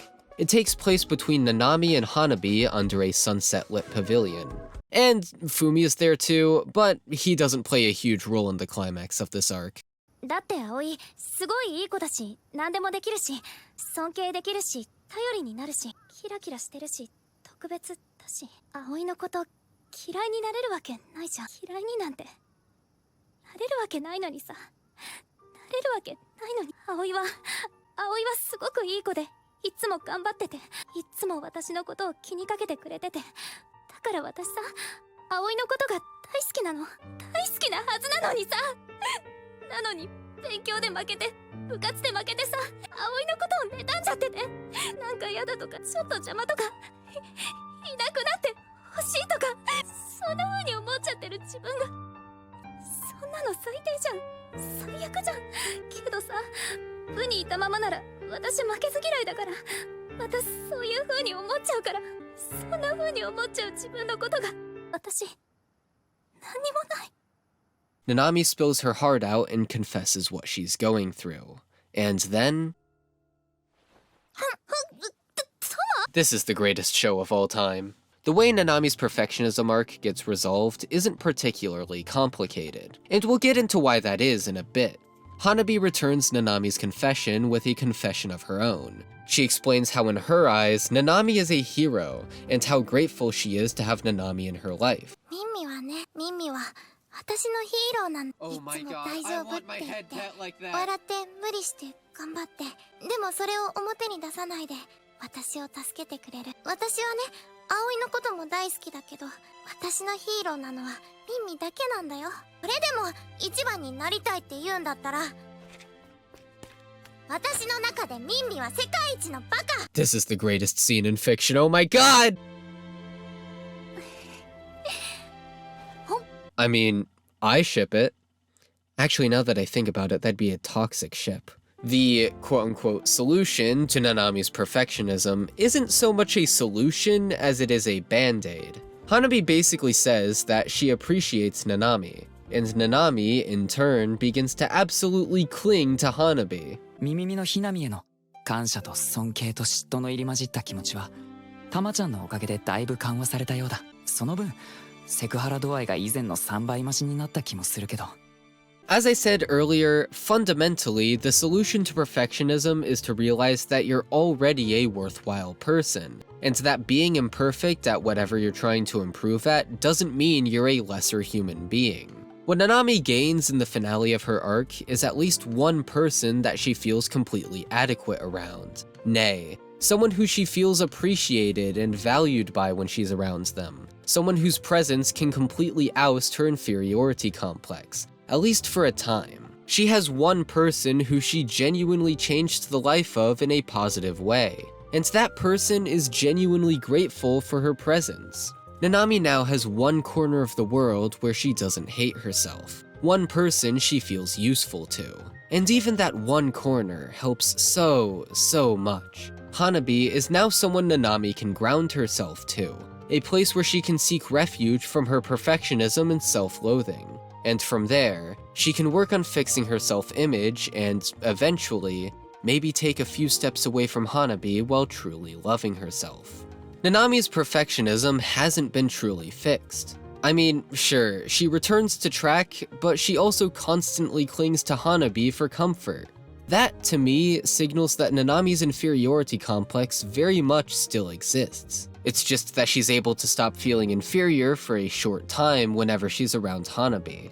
While Nanami has recovered enough to where she no longer feels the need to compete with Hinami, self-loathing and a perfectionist mindset cannot be fixed with a pep talk. It takes training yourself, and a lot of training yourself. It takes dedication and hard work. I had to figure that out with 1.5 years worth of the hard way. But having just that one person who you feel safe around, that's irreplaceable. And it really helps with this stuff. I think it's safe to say that Nanami is on the path to healing. I actually really like that Nanami's perfectionism isn't completely fixed by this arc. It's the show acknowledging that this problem takes time to solve, while also providing some solid advice on how to start healing yourself in this kind of scenario. I do hope that we get more on Nanami's perfectionism later in the show. You know, check up on her, see how she's doing, that kind of stuff. Given the context I've provided, the message of this arc should be self-evident. In your quest for self-improvement, don't become a perfectionist. Please don't. Expect mistakes, take improvement a step at a time, and don't freak out over not immediately being your ideal self. Freaking out over not being the greatest at something yet only ensures the road to greatness will be that much harder for you. Remember, it's all about the journey, not the destination. So make the most of that journey, and don't let the possibility of an anticlimactic destination stress you out. And as for my perfectionism, well, I don't think I'll ever be entirely rid of it, to be honest. What I think is most likely is that something happened early on in my childhood, like 7 or 8 years old early, and that something is an event that I don't even remember, but whatever that event was, it left an impact on me, and led to me becoming predisposed to becoming a perfectionist. Chances are, this is my burden, and I will carry it for the rest of my life. Except, isn't the entirety of Tomozaki-kun about not admitting defeat to your problems? Is the entire show not about realizing that your current issues aren't lifelong? At my worst, I genuinely couldn't write. No, really, it was like some asshole had hot-glued thumbtacks to the keyboard, proverbially speaking. At my worst, there was no way I could have written a Jesus Christ. I would have been too busy redrafting the intro for like the 30th time. So, let me redraft this paragraph one last time. Chances are, this is my burden. until I cast it aside. Look at me, casually walking away like action movie hero boy. If the second arc is the Nanami arc, then the show's third arc is the Hinami arc, meant to tie up some loose ends in regards to her characterization thus far, and bring us to a fuller understanding of why Hinami acts the way she does. However, while the arc is primarily about Hinami, it also seeks to explore many other characters. For example, this is also the arc where Kikuchi finally comes into her own as a character. As well, this arc fleshes out Shuji and Mizusawa, and forces Fumiya to interact with people he rarely, if ever, interacted with before. Episode 9 marks the beginning of this arc, and therein the third light novel. The main point of this episode, in a narrative sense, is to progress Fumiya and Kikuchi's relationship. The episode begins with Hinami stating that Fumiya's next goal will be to begin dating Kikuchi by the end of summer break. This, obviously, astonishes Fumiya, but nonetheless, they begin preparation right away, with Hinami pretending to be Fumiya's girlfriend on a practice day. At the end of the episode, Fumiya takes Kikuchi out on what is unofficially a date. He takes her to the movies to watch a film based on one of Mike Landy's books, then to a restaurant where they talk about their thoughts on the movie. Oh my god, she's so cute! This is the episode where I think Kikuchi finally crosses the border from intriguing to outright fascinating. During the date scene, Kikuchi and Fumiya's dynamic becomes more firmly established than it ever has been before. The two are incredibly blushy, stuttery, and shy around each other.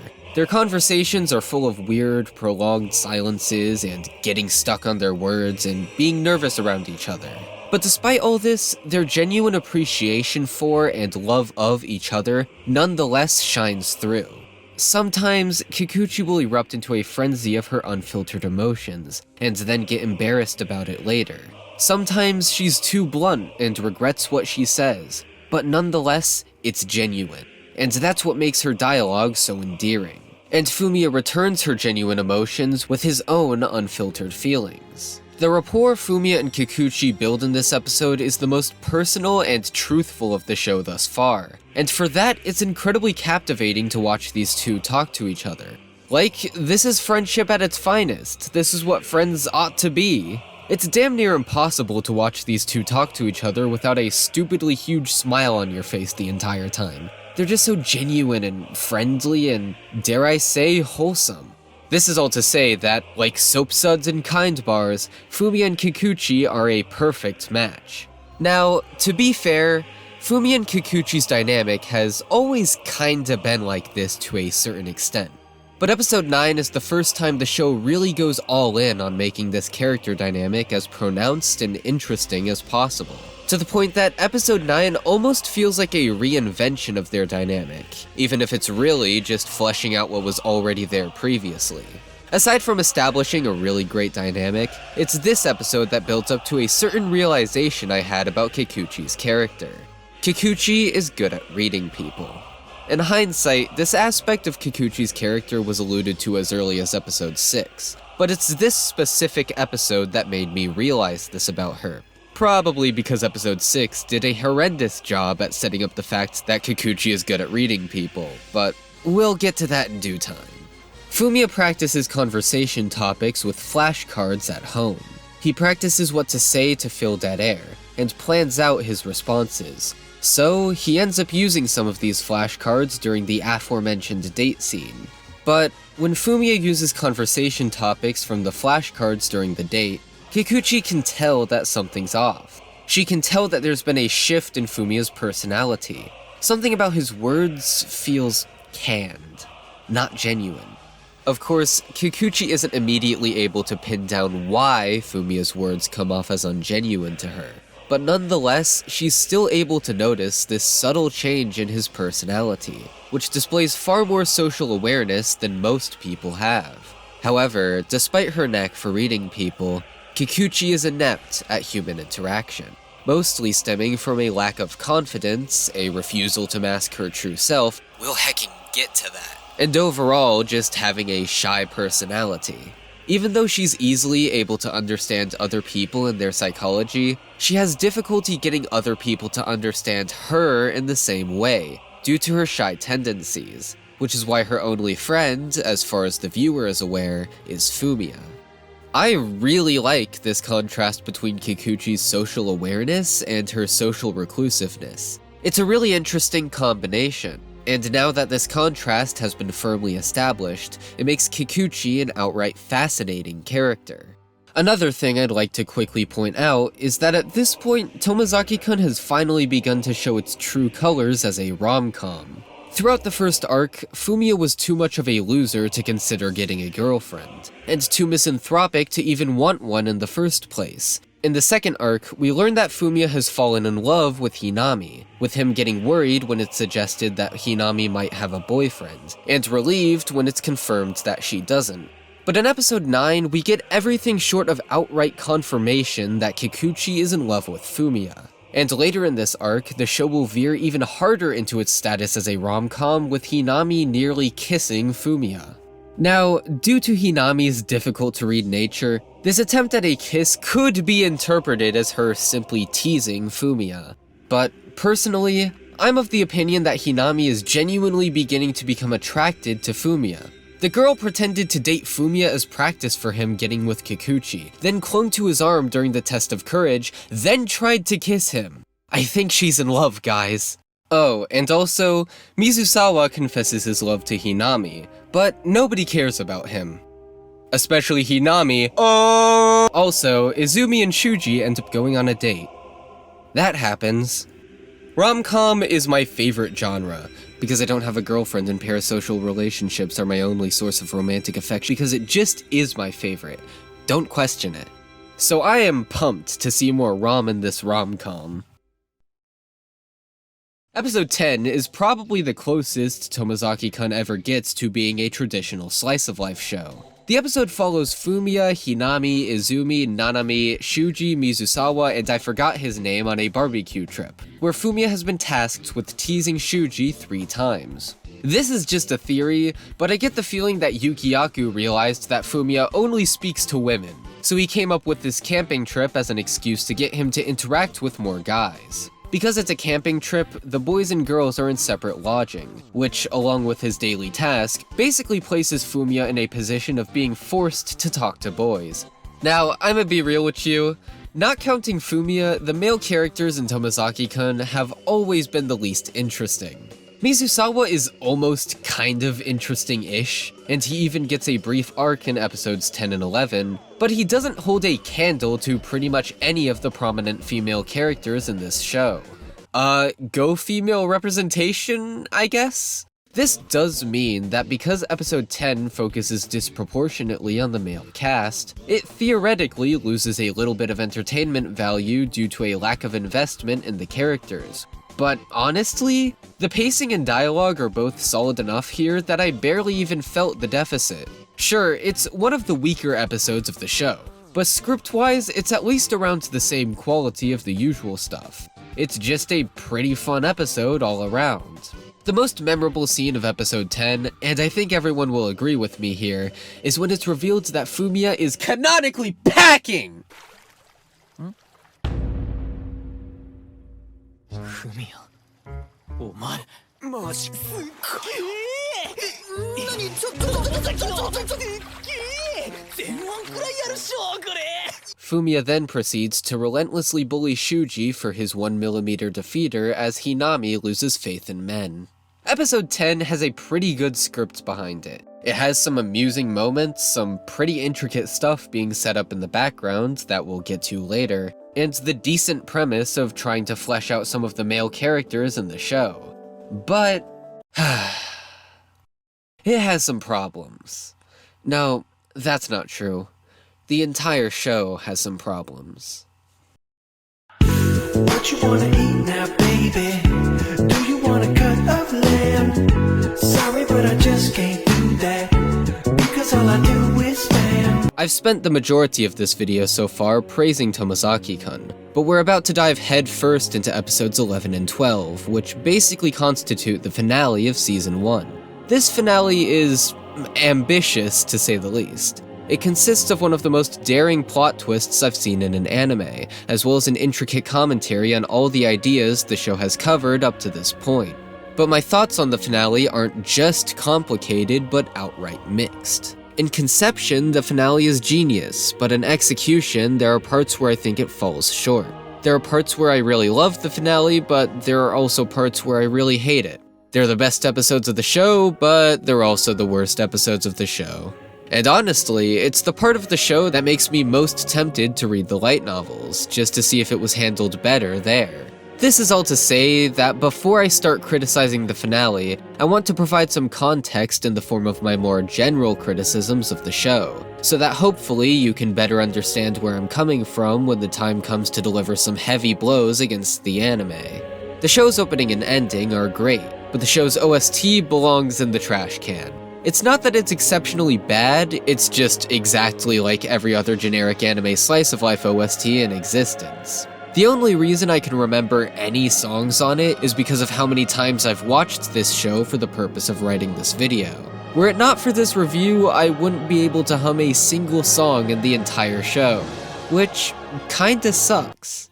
Recently, I've started caring more about the OSTs of the anime I watch, because I've realized just how much a stellar OST can elevate a scene. Like, listen to basically any song from the Nichijou or Monogatari OST, and it immediately sticks with you, and therein helps the scenes they're associated with stick with you. If you look up Natsupoi Koko on YouTube, you'll immediately see people in the comments bringing up the coffee sizes scene, which is the most famous scene the song is associated with. See, that's the power of a good OST. The song helps the scene stick with you, the scene helps the song stick with you, and both elevate each other. Not to mention that the right song played at the right time can do wonders at manipulating the viewer's emotions. So it really sucks that the Tomozaki-kun OST has precisely 0 songs that I'd even consider adding to my playlist. In episode 6, there's this one scene that kinda gets on my nerves. Here, I'll play it for you. 友崎くん、どうかしました？ちょっと生徒会選挙のね。選挙？いや、なんでもない。ななみさん。ななみさん立候補したじゃないですか。なんでなのかなって思って。まあ、本人はふざけて内申点って言ってたけど。私、それ違うと思うんです。学校を変えたいとかそういうことかな。はい。あとは自分が変わりたいとか。私も同じ気持ちはあるから、なんとなくだけど。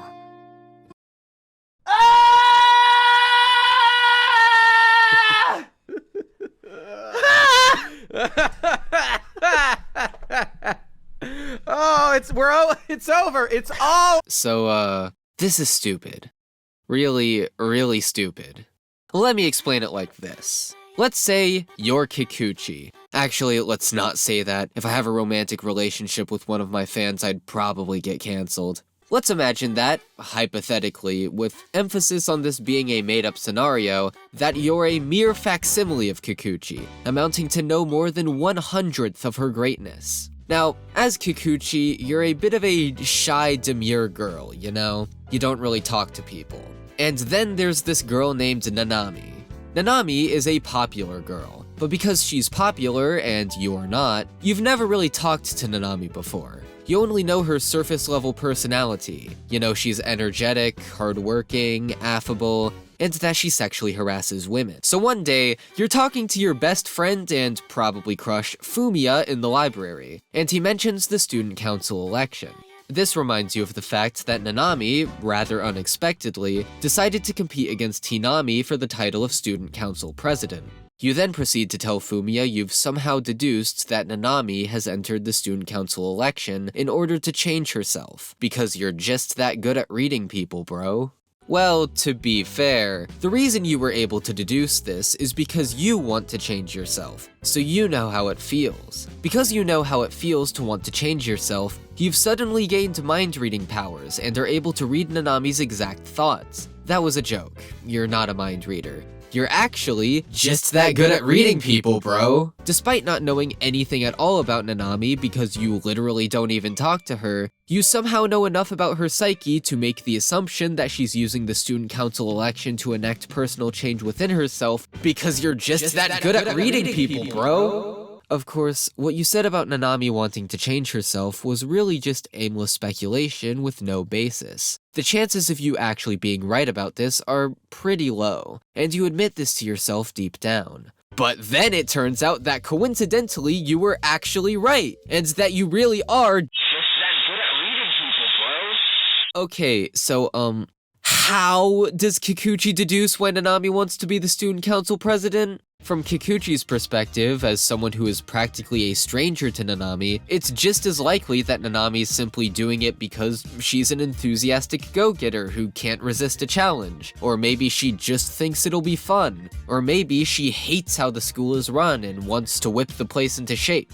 Or maybe she's trying to make the most of her school life by trying out all sorts of new things. There's no reason for Kikuchi to think that Nanami's decision to participate in the student council election runs as deep as wanting to change herself. Now, to be as fair as possible, Kikuchi doesn't deduce the full reason why Nanami wants to be the student council president, because if she did, then yeah, that would just be even more preposterous. But what Kikuchi is able to, may I remind you, accurately deduce about Nanami's mental state just feels unnatural. Like, Kikuchi, my lassie, how did you look at Nanami entering the student council election and immediately think, oh, she must be using it to change herself? Like, huh?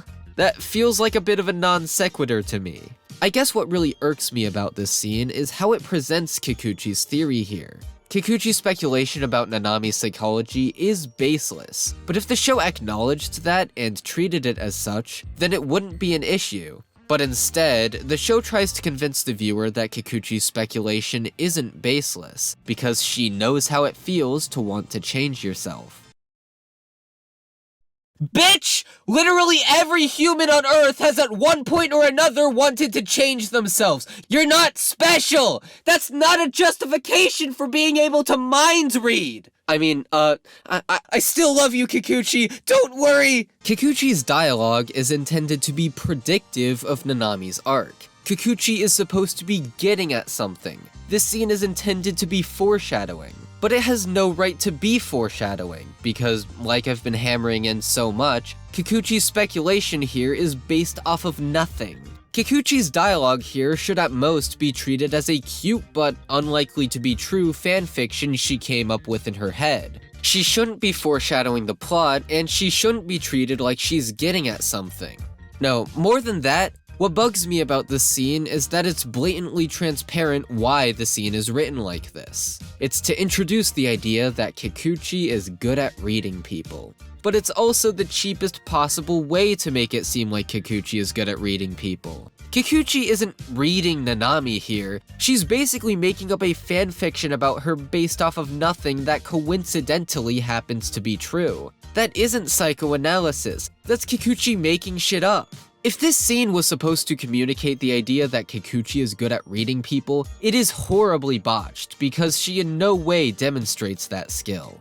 I think Yukiyaku kinda realized that he needed to do a better job of writing Kikuchi's ability to analyze others' psychology, cause the date scene doesn't have this issue. She realizes that Fumiya isn't being completely genuine with her, and it is a rather astute observation, but it's not an unrealistic one. It's an observation based on evidence that makes sense for her to make, and one that shows genuine skill at reading people in a way that's realistic. She's actually noticing subtle changes in Fumiya's behavior. She's actually reading him, not just making up random bullshit about him. But the biggest problem with this show by far is the visuals. It's not even like the show started off looking bad. The show certainly didn't look fantastic at the beginning, but the first episode actually looks pretty alright, perhaps even good at times. The character art is drawn in consistently attractive detail, some of the backgrounds look pretty good. I love the amount of thought put into the visual aspect of TACFAM. They really nailed it and made it look like a real video game. I mean, sure, they ripped off Smash Brothers, but they at least made a pretty good looking ripoff of Smash Brothers. The animation quality isn't fantastic, but with character art like this, the show could get away with skimping on the animation a little bit. It ain't gonna knock your socks off, but it worked. If I had to posit my biggest complaint about the visuals in the early part of the show, it would be that sometimes the characters don't really fit with the backgrounds. Throughout the show, the backgrounds are clearly done in a different style than the characters. At first, I thought they might be CG, but then my friend Vlusky, who actually does CG renders, told me they probably weren't for the most part, although there are some places where CG was definitely used. But however they're made, the art style for them is different from that of the character art. The show mostly does a pretty good job of blending the characters with the backgrounds, but on occasion, the styles can contrast in a way that looks kinda jank. But hey, at least it isn't Tonikaku Kawaii. God, that show looks ugly. Wow, it looks like Project Number 9 ended up taking some Studio Shaft influence for this shot. What, you thought I meant taking influence from Shaft's distinct directorial tics and stylistic visuals? No. I meant their tendency to release shows in an unfinished state. In anime, most shows blow the majority of their budget on the first few episodes. This is to butter people up to the show with some impressive visuals, before eventually lowering the visual quality once people are hooked on the plot and characters enough that they don't care as much about how bad the anime looks. This is the case with most anime, but Tomozaki-kun has this problem really bad. Like, bad enough that the final 3 episodes are genuinely unfinished. Shockingly enough, Tomozaki-kun doesn't have any CG pedestrians in it, at least as far as I can tell. So I guess the 8th deadly sin was avoided on this day. But that doesn't mean the show doesn't find myriad ways to look jank. As the show goes on, it just looks worse and worse with every passing episode. The Nanami arc looks fine, not good or anything, but fine, save for some hella awkward moments. But then episode 9 hits and you start to notice the declining quality. And then episode 10 hits and you come to a realization. They fell behind schedule, didn't they? The animators didn't have time to finish the show, did they? I really do mean it when I say the show was unfinished upon release. I mean, just look at these shots with your human eyes and try telling me this is a finished product. You can't. And if you do think this anime was finished upon release, I don't even have to do a straw man argument, nobody disagrees with me on this. The animators clearly ran out of time because anime studios are run like shit because that's how the anime industry works right now, yippee! Is that a real picture? Like, from real life? This is like bread.png from High Guardian Spice, but even worse. Actually, the latter third of Tomozaki-kun has real pictures all over it if you look hard enough. And once you notice it, you can't unnotice it. It's jarring. Are these real photos yet more Studio Shaft influence? Cause when Shaft did it, it felt like an intentional stylistic decision. Meanwhile, this just feels like a budgetary decision / lack of polish. It's not just the real-life photos and the clearly unfinished shots that make the last few episodes of Tomozaki-kun look terrible, though. It's everything. The backgrounds have degraded to where there are times when the show actually kinda does look like Tonikaku Kawaii. The animation has gone from passable to non-existent, with most of the final few episodes consisting of a slideshow with barely any animation except for mouths vaguely moving to sync with the character's dialogue. Like, geez, Project Number 9, no need to make your Shaft inspiration this blatant. Cause when Shaft made glorified slideshows, they made it work. If barely. And the facial expressions, my god, the facial expressions. Tomozaki-kun never had the most expressive character animation, but in the final few episodes, the characters do not emote. Okay, technically their faces are vaguely expressing human emotion at the most basic level, but their expressions are so stiff and unmemorable so as to leave zero impact. That last bit in particular really sucks, because the lack of good character animation and interesting expressions hinders the audience's ability to connect with the characters. Like, think of Anya Forger from Spy Family, and all of her adorably chaotic expressions. Now tell me, do you think you'd like this character as much if her expressions weren't so consistently screen cappable? I reckon the answer is no. The earlier episodes of Tomozaki-kun actually had some decent expressions when they put in the time. But sadly, in the latter third of this show, the animators done ran out of time.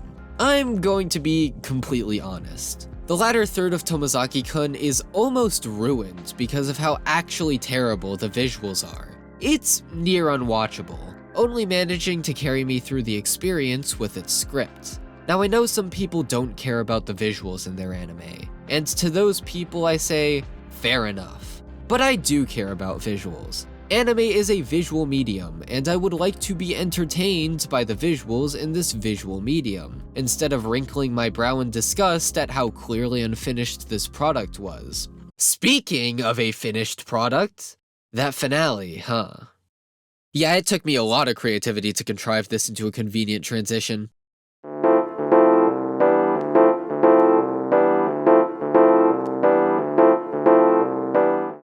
Content warning.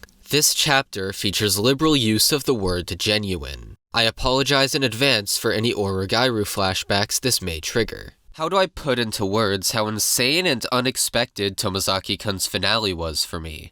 Nay, for everyone I've talked to who's seen it. Which is one person. I've talked to one other person who's seen this show. Hi, casual. But he found it just as unexpected as I did. Thus far in the story of Tomozaki-kun, Hinami has had this untouchable status as an authority figure. She's characterized by both herself and the other characters as someone who has her life together. She's the #1 runner on the girls' track team, consistently places #1 in terms of sports test and exam scores. She's the student council president. She's super duper popular with an affable personality and complete confidence in herself. She's a grill gamer. She's perfect. From her position as the shining image of human perfection atop the social totem pole, Hinami gives us, the viewer, advice in the form of her regimen for Fumiya. In essence, Hinami exists as a flawless role model for the viewer to follow, who espouses Yukiyaku's views on what you ought to do to improve yourself. She's the ultimate example of Yukiyaku's life advice, and someone the viewer ought to aspire to be like. As you follow the advice in this anime, keep Hinami in your mind, for that is your end goal, to be like her. Who doesn't want to be like her? Confident, good looks, everyone loves her. She almost feels like some sort of Mary Sue, and yet unlike a Sue, she's worked hard to earn her superiority. Up to this point, the show has mostly played into the idea that Hinami is someone to be looked up to, and whose actions the viewer should replicate on their journey towards self-improvement. But there have been some subtle hints the show has given throughout that Hinami may not be all she's cracked up to be. Her blunt sarcasm towards Fumiya, her hiding her true personality from the world, her overworking, fucking cheese. She's perfect, yet at the same time, she's always been a little off. Like it's hard to entirely buy into the idea that she's really who you ought to be. The final 2 episodes of Tomozaki-kun seek to subvert Hinami's position of authority in the narrative by tearing away her veneer of being an all-perfect deity and revealing her true nature as a dumbass high schooler who don't know shit just like every other character in the story. But it doesn't just reveal Hinami's flaws. It takes things a step further by exposing that Hinami isn't nearly as happy as she claims to be, and why the life advice she's given Fumiya throughout the series has been subtly misguided the entire time, by putting Fumiya in a situation where he must disobey Hinami. Yukiyaku, what the fuck? So, yeah, I hope you now understand why I've been hyping these episodes up so much. The plot gets mental, and it all happens so suddenly. But you wanna know what the best part is? This twist was blatantly foreshadowed as early as Hinami's first appearance in the first episode of the entire show. 驚かせたかもしれないけど、学校と外でキャラが違うなんてよくあることよ。ああ、でも。As well as multiple other times throughout the first arc. Which means, as early as the first light novel, Yukiyaku knew all this would happen. The guy knew! Because of this, despite how psychotic the plot gets, it never feels out of line with what the series is trying to do. Quite the opposite, actually. These plot developments feel like a logical progression of the story and themes, just executed in the most shocking way imaginable. This is, and I keep saying it, genius writing. I've been waxing emphatic long enough. What actually happens in this arc? This whole thing with Hinami really begins around a quarter of the way into episode 11. Hinami and Fumiya are sitting on a bench together at night, when they suddenly hear someone approaching. Fumiya runs away and hides because he's so much of an awkward dipshit that he's afraid that if someone sees him alone with a woman at night, they'll immediately assume he's trying to bone her. Turns out, the footsteps were from Mizusawa, and he and Hinami begin to chat while Fumiya listens in on them. Mizusawa eventually admits to Hinami what the point of the mask is: to hide his true self. I suck his dick with a smile for hours at a time. So, masks. I'm an anti-masker, personally. Tomozaki-kun is also a very anti-mask work of fiction. Wait, you think I'm talking about masking one's emotions? Oh, I didn't mean it that way.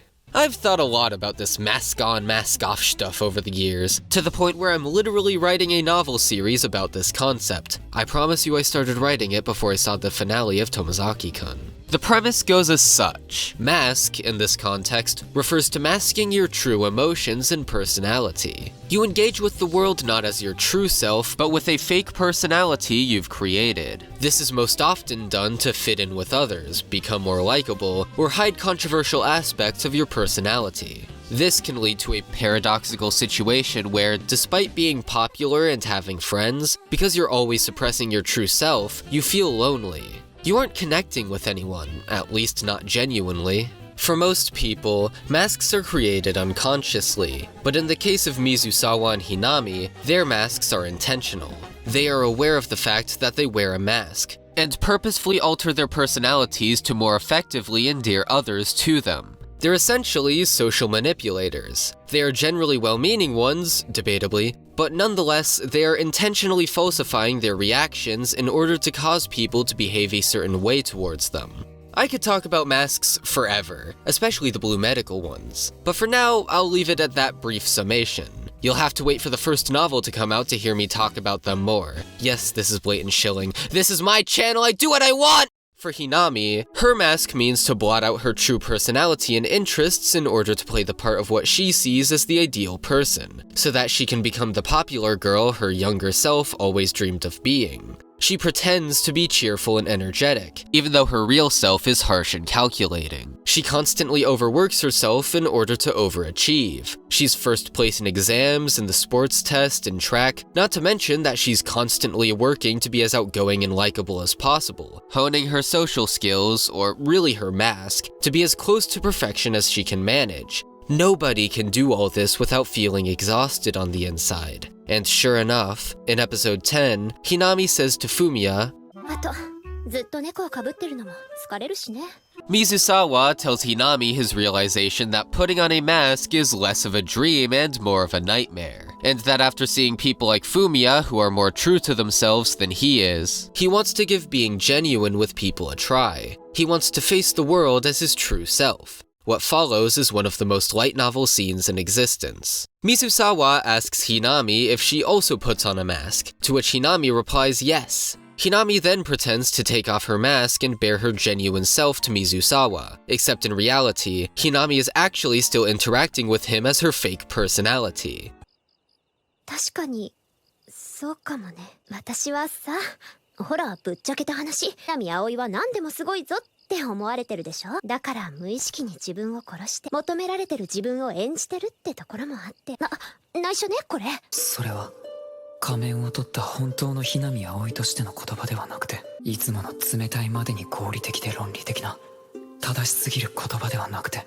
普通の人って、みんな少なからず演技してる。だからさ、例えば、一人でも本当の自分を出せる、そういう風に折り合いをつけるしかないのかな。私はだけどね。学園のパーフェクトヒロインという仮面から作られた仮初めの言葉。仮面を外したかに見せたひなみ。けどその内側にもまた別の仮面が用意されていた。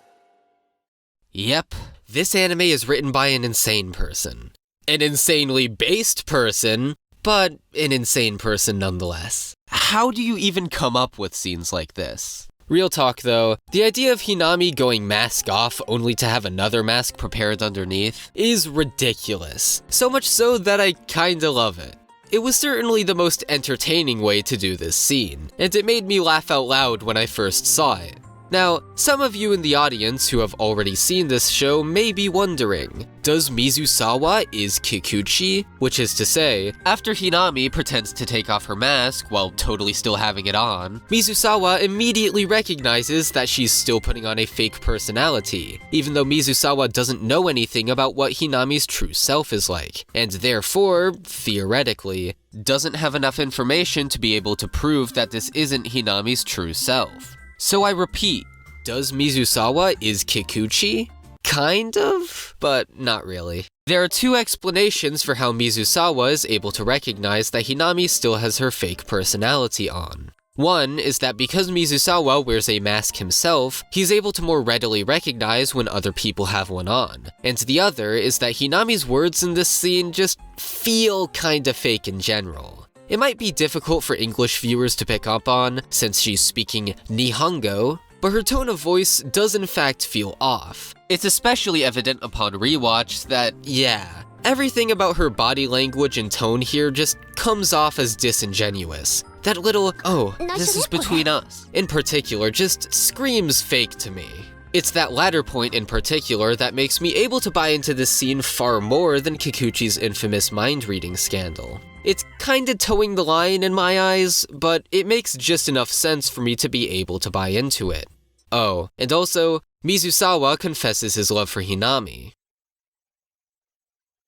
Anyway, after everyone comes home from the camping trip, Fumiya receives a text from Hinami telling him to take Kikuchi to a fireworks show, then to confess his love to her after the show.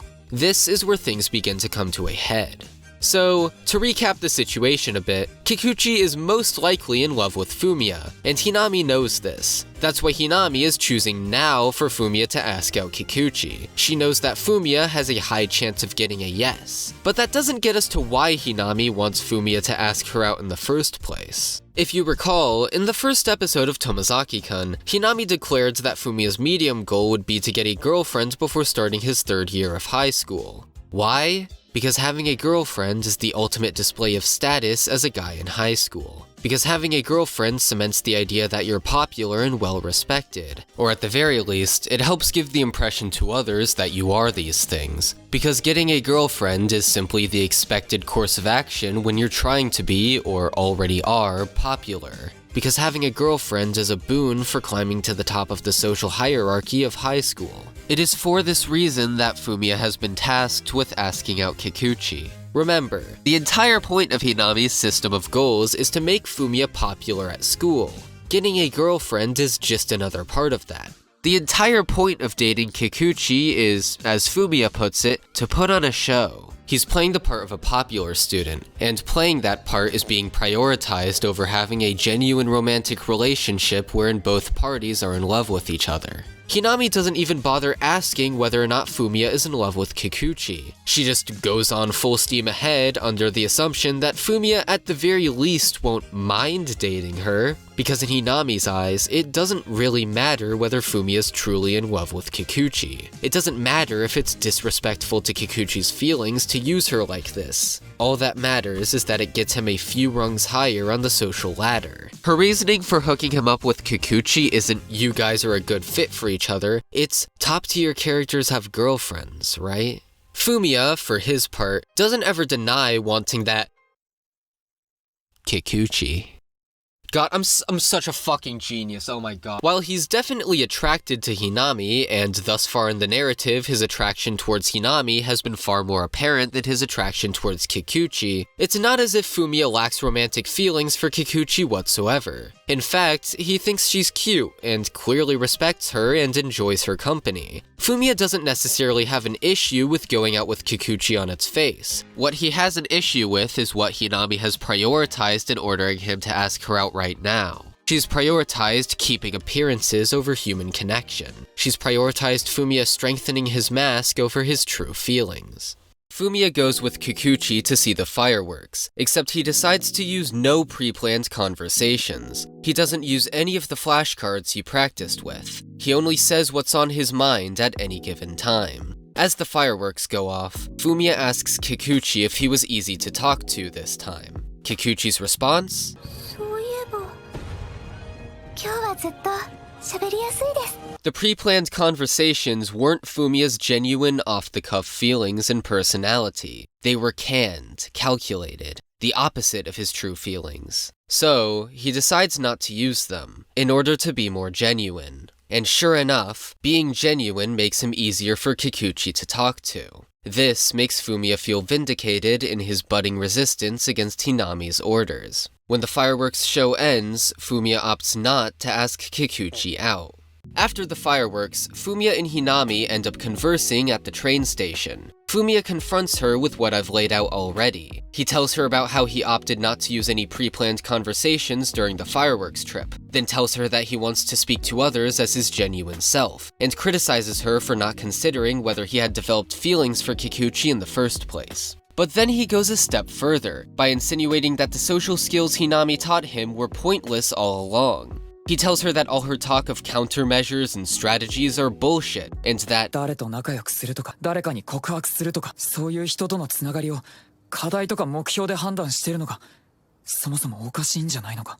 Fumiya's new position is that you don't need to strategize or practice in order to talk to people. You just need to connect with them on a human level. And he thinks you shouldn't create a mask for your true feelings, and that you should instead be your genuine self. Thus, in his eyes, all of Hinami's training for him has been pointless, as it only aided Fumiya in the creation and bolsterment of his mask. Hinami's counter-argument to these criticisms goes something like this. Your true feelings don't matter. They only distract you from being productive. Having a large friend group, having a girlfriend, being popular, these are undeniably good things. It doesn't matter if you don't want them in the short term, because in the long term, these things only stand to benefit you. Hinami's core flaw is her misguided belief that climbing the social hierarchy in and of itself will bring you happiness. She believes that being popular in high school will make her happy, when in reality, there's very little correlation.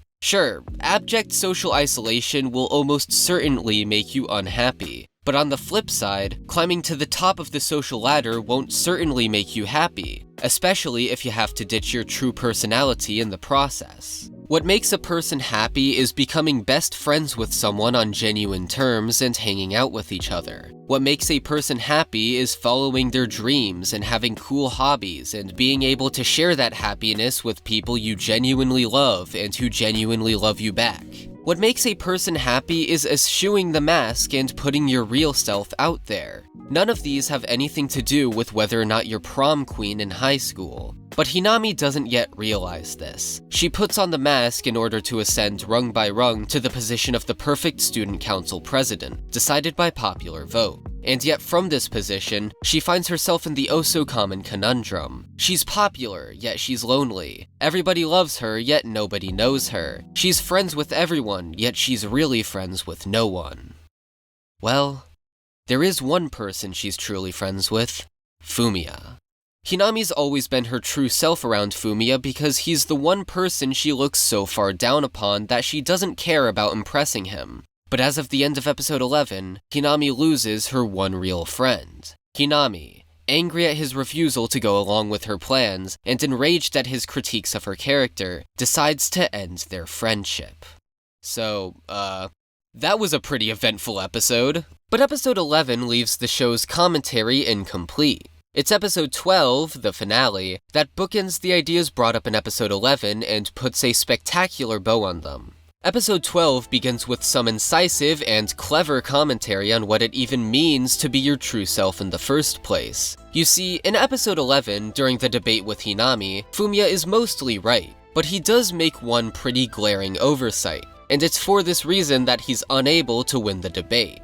In episode 11, Fumiya wholesale rejects Hinami's regimen. そもそもスキルを使ってたから喋りづらかったってことだろ。誰と仲良くするとか誰かに告白するとかそういう人とのつながりを課題とか目標で判断してるのがそもそもおかしいんじゃないのか。 He disavows the entire idea of making tasks and goals to improve your social skills, claiming that this system only serves to cause you to create a mask for yourself. He treats Hinami's regimen and being your true self as mutually exclusive, but as Fumiya soon learns, this isn't the correct approach to take either. Fumiya, depressed after his close friend and crush cut ties with him, decides to go back to being his old self. He stops doing his hair and wearing fashionable clothing, he stops hanging out with friends, and stops even looking at his phone for texts. All he does all day is coop up inside his room and play TAC-FAM. However, after 2 days of this, the most tolerable generic bratty emoto in existence, disappointed with his relapse into social isolation, tells Fumiya that he's left a text from Kikuchi on his phone unread for 2 days. This inspires Fumiya to finally check his phone again, and eventually, he and Kikuchi plan an outing together. Throughout the course of this outing, Fumiya finds himself reflecting on what his true desires are, and what it means to be his true self. He's ditched the hair wax and the nice clothing, and hasn't bothered applying any of the posture training that Hinami taught him, because he felt that dressing himself nicely was merely part of his mask. And the result? Fumiya hates how he looks from the bottom of his heart. He told Hinami that human connection ought not to be seen in terms of tasks and goals, yet he reminisces about how genuinely happy meeting those goals made him. After a heart-to-heart with Kikuchi, Fumiya realizes the mistake he made. He shouldn't just ditch all of Hinami's training. That training genuinely turned him into a better person. Without that training, he becomes what he was before, immature, ugly, and misanthropic. Fumiya comes to the conclusion that he wants to continue being tutored under Hinami's guidance. Nay, that is his true desire, to be trained by Hinami. The message the show is getting at here is that being your true self does not mean abiding by every little base desire you have. Being your true self doesn't mean sitting around doing nothing all day because you feel like being a couch potato right now. Being your true self doesn't mean not improving because improving pushes you out of your comfort zone. Being your true self means being your best self, because your best self is what you should truly aspire to be. When Fumiya relapsed into social isolation and opted not to dress himself properly, those were him following his most basic urges. Social isolation is easier than talking to people, and I'm depressed right now, and dressing myself takes time, and I don't want to do that right now. But that's not what makes Fumiya happy. That's not Fumiya being his best self. What makes Fumiya happy is being uncomfortable and improving himself the hard way. What makes Fumiya happy is being socially confident and, paradoxically enough, keeping the mask to a certain extent. Let me explain. When you're a shy guy trying to become a social butterfly and all that good stuff, being cheerful and confident in social situations will feel like you're putting on an act at first. 'Cause, well, it is an act. To a certain extent, at least. If you were being your true self, you'd curl up in a ball and cry from embarrassment. But in this instance, the mask is your true self, as weird as it is to say, because your true self wants to be cheerful and confident in social situations. It may feel fake now, but it's nonetheless a way of following your true desires. And someday, hopefully, with enough practice, the mask won't be a mask anymore, and you will have become your best self. So if you fell asleep during that last paragraph, have you ever heard of the phrase fake it till you make it? The core difference between Fumiya's mask and Hinami's mask, then, is that while Hinami is intent on hiding her true self in an attempt at looking cool for the purpose of climbing the social ladder, Fumiya's mask, for the most part, you always need asterisks like this, was him changing himself in order to become his best self, while not hiding his real opinions nor sacrificing his true desires, i.e., staying true to the person he really is and not being afraid to show that person to the world. Now, I'm aware that this can sound like a bit of a semantic or arbitrary distinction more than anything, so let me give you one example real quick that will hopefully make this click for y'all. Hinami hides the fact that she plays TAC-FAM from all her peers, because it doesn't fit in with the persona she's showing the world. TAC-FAM is, after all, geeky, nerdy, not traditionally cool. Fumiya, meanwhile, doesn't hide his TAC-FAM habits, because he loves this game and is proud of what he's accomplished in it. If anyone makes fun of him for playing TAC-FAM, he won't care. He'll simply write that person off as closed-minded.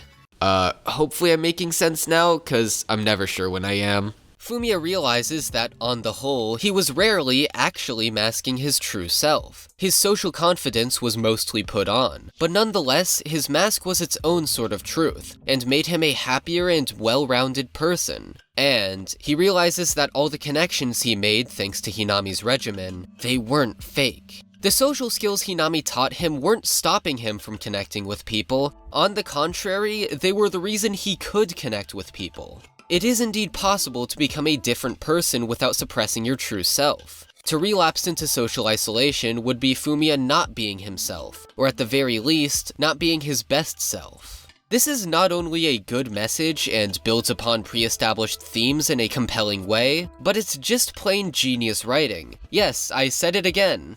And now, we enter the final confrontation between Hinami and Fumiya, in a scene that quite effectively highlights the development Fumiya's had throughout these 12 episodes. Donning hair wax and trendy clothing, Fumiya takes Hinami to the place where they met in the very first episode of the show, and gives her a big ol' speech on true desires, which culminates in this moment. この証明にはいくつかのシンプルなルールがあるけど、それが複雑に交差してるから簡単には把握できないんだよ。ゲームなんてとりあえずやってみないことには神ゲーかクソゲーかわからない。だとしたらプレイしてみるってことでしょ。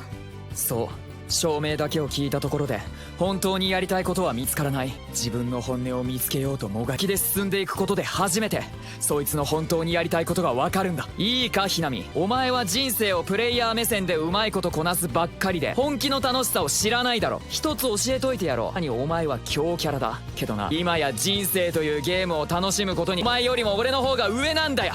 俺は今日からお前にゲームに本気でのめり込む一つ教えてやる。This moment is meant specifically to mirror a similar moment in episode 1. In the first episode, Hinami was the one telling Fumiya about the game of life. But as of episode 12, Fumiya's made enough progress that he's able to completely reverse their roles. It's here that the viewer realizes, with no doubt left in their mind, that Fumiya has developed to the point where he's better at the game of life than Hinami. From here on out, it's not going to be Hinami teaching Fumiya. It'll be Fumiya and Hinami teaching each other on a more even footing.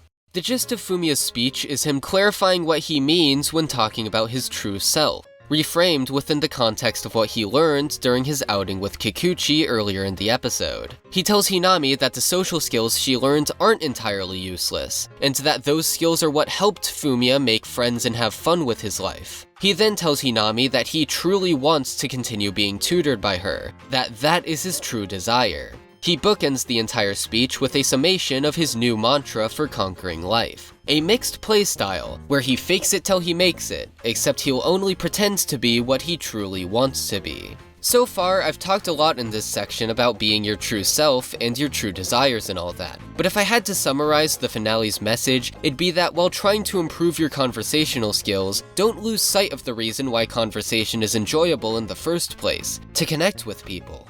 Don't let your goals in social interaction become chores you act out like an unemotive robot, or hide your true self from the world in an attempt to become more likable and popular. Really, truly use your attempt at improving your social skills as a way to connect with people on a human level.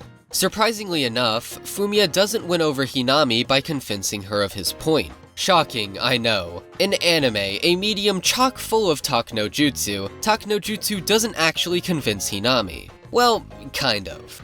During the debate, Fumiya ends up pulling a bit of a sly trick. Just watch real quick. 俺は今まで本当にだっておかしいと思わないか？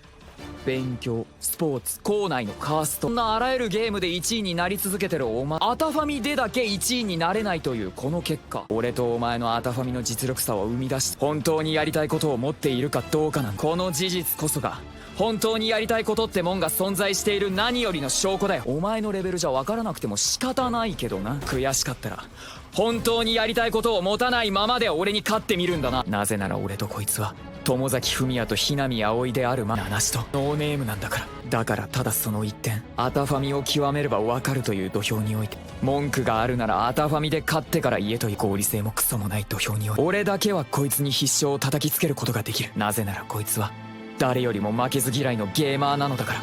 Now, I won't blame you if you don't understand the clip I just showed. I'll get to this a bit later, but this monologue is very much written in esoteric light novelese. So, here's the gist of it broken down into actual human language. Hinami, understandably, asks for proof of Fumiya's points, and Fumiya says that the proof true desires exist is that he's better at TACFAM than her. He then says that the reason he's better at TAC-FAM than her is that playing TAC-FAM is one of his true desires, and that he knows his true desires, while she doesn't know hers, so therefore, he is better at TAC-FAM than her.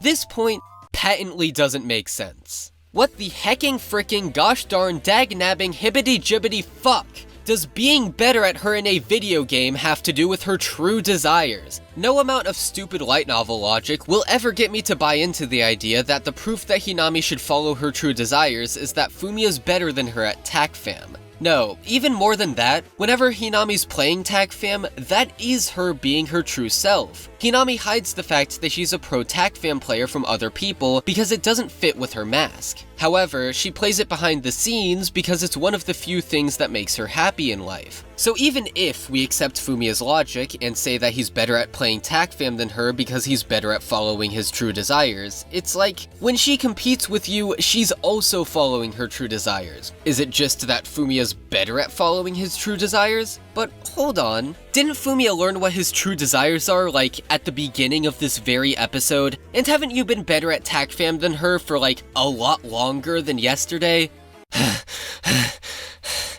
I'm sorry, I think I went a little overboard there. But the show knows all this. You see, Fumiya's point isn't even supposed to make sense in the first place. Yeah, I know. This video's getting more pretentious by the nanosecond. But seriously, this isn't just a game theory, but rather part of the main text. What Fumiya's actually doing here is taking a jab at Hinami's pride by reminding her that of the two, he's better at TAC-FAM. His hope is that, by using her pride against her, he can make Hinami decide to learn about true desires from him with the intention of using the knowledge Fumiya teaches her to beat him at TAC-FAM, and in the process become a happier person having learned how to balance her true self and her mask. Or at least, that's his theory. It's kind of a genius play on Fumiya's end, completely in character for him, and a little bit hilarious once you actually understand what's happening in this scene. Emphasis on when you understand it. However, in this game of infinitely evolving 4D conversational chess, Hinami sees through Fumiya's bullshit point, because, like, yeah, it doesn't make any sense. Of course she saw through it. But the effort Fumiya put into his cunning scheme to win her over warms Hinami's chilled heart, so she decides to meet him halfway. Hinami decides that she'll go back to being Fumiya's friend and continue tutoring him, so long as he can convince her without a shadow of a doubt that being your true self is the route to happiness. And with that, we end the episode with a montage where Fumiya gets a job and the brief introduction of a new character as a quasi-cliffhanger for Season 2. And then, the season's over. All's well that ends well. Except, if you recall correctly, I said that I have some criticisms of Tomozaki-kun's finale, and I think it's about time we got to those. First of all, let's talk about this line of dialogue. Hinami repeats this sentiment, that she doesn't believe in the existence of true desires, I think like 4 times throughout the course of episodes 11 and 12. The first time we hear her say it is in the latter half of episode 11. そうやって本当にやりたいことなんて存在しないものに惑わされて前に進めなくなるのは弱い人間の典型的な行動だから驚きもしない。 Fumiya, upon hearing this line, is quite confused for what I hope are obvious reasons. I mean, the sentence, true desires don't exist, begs a lot of questions. Hinami then explains her ideology as such. 人間が言う本当にやりたいことなんて今の自分がたまたま一時的にそれが一番いい状態だと勘違いしている幻想でしかない。だからそんな一時的な勘違いに縛られて本当に生産的な行動から目を背けるのは Okay. There is a lot to unpack here. Now, the first time I watched this scene, I kind of just ignored the line. The idea that Hinami doesn't believe that humans can have true desires seemed so out there that at first I just assumed that she didn't actually mean what she said. But as the show went on, it became irreparably clear that yes, Hinami literally does not believe in true desires. There's this one part in the final confrontation where Hinami asks Fumiya to prove that true desires exist. じゃあ説明してもらえる？本当にやりたいこととやらが存在する証拠。 Then, at the end of the episode, Hinami says, その本当にやりたいこととやらが存在すると認めたわけではないけど。 before telling Fumiya once again to prove their existence to her. If she's legitimately asking him for evidence to prove that true desires exist, I think it's fair to say that she genuinely doesn't believe in true desires. If you're anything like me, your first response upon realizing this was, "What the fuck?" So, Miss Aoi Hinami, if you were starving to death in the middle of the Saharan desert and found someone with a McRib, and you got on your hands and knees and begged them to give you a bite, would your desire for food not be a true desire? Can you seriously look me in the eyes and tell me that that is not a true desire? I'm a Monogatari fan, right? Hold your pedo jokes, I'm going somewhere with this. In Monogatari, the people in the story are often characterized by their bizarrely specific ideologies. For example, Kaiki Deishu believes that fakes are more real than the real deal. Now, on the surface, that sounds stupid and nonsensical, and that's because it's stupid and nonsensical. Or at the very least, it's an adage that's only true if you're as much of a semantics god as Nisio semantics god Isin. But here's the catch. I know why Kaiki Deishu believes this. You see, Kaiki believes that, in its attempt to emulate the real deal, a fake not only becomes the real deal, but surpasses it, whereas the real deal, in its complacency, falls behind. This is incredibly semantic logic, and it doesn't make a whole lot of sense in my bagel head. But it doesn't have to make sense. The point is that Kaiki at least has a reason for believing this. He can explain his nonsensical belief in a way that makes it feel like a real thing that a character really believes for real reasons, which gives his belief weight and makes the viewer pay attention and take his character seriously, and therefore makes the viewer more invested in him. And really, that's a big part of why I like Monogatari. These characters believe all sorts of wacky things and have all sorts of wacky thoughts about wacky subjects. Sure, not all of these characters' beliefs are perfectly rational, but they don't need to be. If they were all perfectly rational, that'd be quite boring actually. Their beliefs just have to be explained enough to where I can buy into the idea that these characters really believe these things for a reason. All this is to say that Hinami believing true desires don't exist isn't the problem. I'm willing to accept that Hinami truly believes this. But you have to sell me on the idea that this is a genuine belief that Hinami holds. You need to explain in some level of depth what led Hinami to the conclusion that all human desires are false, and have her back up this stance with actual logic. It doesn't need to be airtight logic. Kaiki's logic definitely isn't airtight. But you at least need to give me an explanation, something that makes this ideology tangible and believable. That does not happen in episode 11 nor 12. Hinami just keeps on saying over and over again, "I don't believe in true desires," but she never actually explains what led her to that conclusion. Well, she kinda does. If you recall, I showed y'all a scene a while ago where Fumiya, confused as to what Hinami meant when she said true desires don't exist, asked her to elaborate on her ideology. And if you recall, this is how she answered. 人間が言う本当にやりたいことなの。今の自分がたまたま一時的にそれが一番いい状態だと勘違いしている幻想でしかない。This line is a tad difficult to parse, so let me clarify what she actually meant in that last clip. Hinami basically says what I explained a long while back, that being distracted by your desires will get in the way of you doing what's logically best for you. Okay, this explains why Hinami thinks you shouldn't follow your true desires, but it does nothing, literally nothing, to explain how Hinami came to the conclusion that true desires literally don't exist. Oh no, I get it now. She calls true desires a fantasy here. So that's why she says she doesn't believe in true desires, because if they're a fantasy, they aren't real. But what makes them a fantasy in the first place? Is it because they sound nice but aren't actually what's best for you? Okay, I can accept that, but that still doesn't make them not real. But I'm doing a bit of a lie here. There is another way to interpret this line that makes kind of a little sense. The only issue is, finding that explanation is the mental equivalent of discovering the Konami code by brute force. Prepare to find the nearest wall to bang your head against, because to unlock the true meaning of this scene, we're gonna have to get Omega stupid.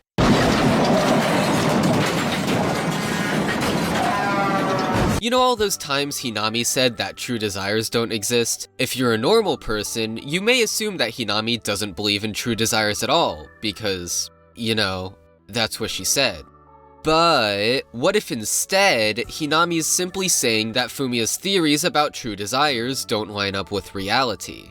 This would make a bit more sense. Fumiya is telling her that being true to her feelings will make her happy, but she doesn't believe that at all. She believes that what makes a person happy is doing what she considers to be productive, and that if your inner self is against doing these productive things, it's because your inner self is wrong. So, what Hinami may have actually meant by true desires don't exist is your conception of true desires doesn't exist in reality, a sentiment that actually makes sense for Hinami to believe, because in Hinami's eyes, Fumiya's ideas about true desires being the key to happiness are wrong. They're simply a momentary hang-up, a distraction from what is truly productive and what will truly make him happy. Therefore, Fumiya's understanding of true desires doesn't line up with reality, and therefore, his conception of true desires doesn't exist in reality. It's merely a fantasy. Fumiya's desires themselves may be real, but what he thinks will happen if he follows them will not. Guys, I think I did it! I finally figured out what this stupid line of dialogue means! This is also the worst writing ever. First of all, if my theory here is true and this is what Hinami actually meant by this line, then Hinami saying true desires don't exist would be unimaginably misleading. This sentence makes it seem as if Hinami literally doesn't believe in any true human desires, when, if my theory is correct, Hinami doesn't think that. She just thinks that what Fumiya thinks about true desires isn't, well, true. And secondly, this is the vaguest, most convoluted way possible to communicate the sentiment I've laid out here. To even get to the point of accepting my theory, you need to do the mental gymnastics of assuming that Hinami didn't literally mean the words that literally came out of her literal mouth. And honestly, although I think my theory is correct, I'm only like 60% confident in it. There's a good chance I'm wrong on this. You could accuse me of just not understanding this line, and you know what? You're right! So true, bestie. I don't understand this line. Please enlighten me as to what it actually means, I genuinely want to know. But even if you explained to me exactly what Hinami meant by this line with an irrefutable theory, I would still maintain my point. Because my problem with this line has nothing to do with what specifically Hinami meant by it. My problem is that this is absolutely horrible conveyance of Hinami's ideology. We could argue all day about what the correct interpretation of the phrase true desires is, but the point will still remain that if the dialogue in your show is so convoluted that the guy who did enough research to make a well over 2-hour-long video essay about your show still doesn't know what it was meant to convey, that's bad writing. This is like a dialogue crime or something. I'm not that smart of an anime viewer. You could probably figure that out by listening to my podcast with Neon Manta. I make dumb points all the time. But this is one instance where I refuse to believe I'm the stupid one. The show is stupid for being written like this. But that begs the question, why is the show written like this? How does your show get to the point where your character's ideology in regards to one of the main plot points of an arc is so difficult to understand that I have to assume she didn't mean the literal words that came out of her mouth, and instead extrapolate upon them to an asinine degree, or else the scene is just incomprehensible? Why? Because fake deep. Yukiyaku wanted the finale of Tomozaki-kun to feel complicated and deep. That's why a lot of the character development on Fumiya's end is implied as much as possible. That's why Kikuchi gives Fumiya a speech about how her world is gray, employing a metaphor more unnatural feeling than what Dementia would say on crack cocaine. That's why the idea of social masking is introduced suddenly without being explained in the slightest. That's why Hinami's ideology is obfuscated behind her assertion that true desires don't exist. And listen, I'm not against this narrative being complicated and deep as a concept. I like complicated and deep. It's fun. I like that a lot of Fumiya's development is implied in this arc, albeit I think it goes a little too far in implying it at times. And that world is gray conversation may have been really a natural feeling, but is it really out of character for Kikuchi, the aspiring author, to speak with a lofty, overly artful sounding metaphor? And I'm actually glad that the show doesn't explain what social masking is, and instead lets Hinami's actions throughout the narrative thus far function as the definition for anyone who doesn't already know. That's efficient storytelling right there. I use these examples not necessarily as criticism, but to show the mindset with which the anime approached this particular arc. We're talking about social masking, a complicated subject matter, so let's make the arc as complicated as possible and make the viewer's brain work overtime to piece it all together. At least, that's the mindset I think this arc was approached with. I can't read Yukiaku's mind. Anyway, that's not necessarily a bad mindset to approach this arc with, but with the way it's implemented, it does have some bad effects. Hinami's dialogue about not believing in true desires is artificially difficult to understand. Hinami is intentionally being made to speak in a way that doesn't communicate the point very well, just so the viewer has to work that much harder to understand her point. She doesn't speak this way because it's in character or because the narrative demands it. It's there to be there. It's confusing for the sake of being confusing. With my other examples, you could make the argument that the show gained something by choosing the route that was harder for people to understand. But in this instance, I don't know what the show gains by contriving itself to include such an asinine line of dialogue. Well, there is actually one group of people that does have a more interesting experience with the show by having this line of dialogue in there. There are people I've talked to on Discord who really enjoy dialogue like this. They enjoy having their brain tickled by all the possibilities of what a character might have meant by a certain line of dialogue, and I respect that viewpoint, but I'm not like that. I don't want to be tantalized by what a character might have meant, I just want to know what they meant. Or at the very least, if I don't understand it the first time, have it be for like narrative reasons or something. Don't make the dialogue harder to understand by using needlessly convoluted wording. To me, this way of writing dialogue will always just feel cheap and frustrating. You could say I'm being overly nitpicky about this line of dialogue, and that I'm thinking about it too hard. And if this line were just in the show once, maybe I'd agree with you. But this line appears a bunch of times, and is the most prominent line with which one of the main characters expresses their ideology that opposes the other main characters in a debate concerning said ideology. I don't believe in true desires is a narratively important line that appears many times throughout the final 2 episodes, and while the line isn't necessary for understanding the show's message, proven by how I pretty much ignored it during my analysis of this arc, I don't think I'm wrong to spend so much time on it. Not to mention that this isn't the only time the finale does something like this. Example 2. There's this one part after Fumiya provides Hinami with his BS logic about how he's right because he's better at TACFAM than her, and he's monologuing to himself. I played this monologue earlier, but I'm just gonna play it again here and have you guess what he's trying to say. なぜなら俺とこいつは友崎文也と日波葵である話とノーネームなんだから。だからただその一点、アタファミを極めればわかるという土俵において、文句があるならアタファミで勝ってから言えという合理性もクソもない土俵において、俺だけはこいつに必勝を叩きつけることができる。なぜならこいつは誰よりも負けず嫌いのゲーマーなのだから。If you're still confused by that monologue, don't worry. You're not stupid, it's just really confusingly written. And if you do understand it, you either remember what I said earlier in this video, have already seen the show, or, well, if the other two don't apply, you're probably way smarter than I am. What Fumiya's trying to say here is that he's using bullshit logic and manipulating Hinami by using her pride against her. But, the monologue barely communicates that at all. In fact, to say this monologue communicates would be an overstatement. Alright, maybe I'm overhyping how difficult it is to decipher this thing, but it's still pretty hard to follow. Granted, this isn't nearly as bad as the previous example, but I'd still consider it a fairly blatant case of the show contriving its monologue/dialogue to be more difficult to parse than it really needs to be, and probably the best example of fake deep in this show. Now, you could argue in this instance that the monologue being difficult to understand is a good thing, because if Fumiya straight up told the viewer that he tried to trick Hinami by using her pride against her, well, that could be kinda boring. But there are infinitely more natural and entertaining ways of doing this than having Fumiya pretentiously and esoterically monologue to himself like no human being ever would. I'd rewrite this monologue for you in order to prove that there are more natural ways to do this scene, but holy shit, I'm sure you can use your imagination here.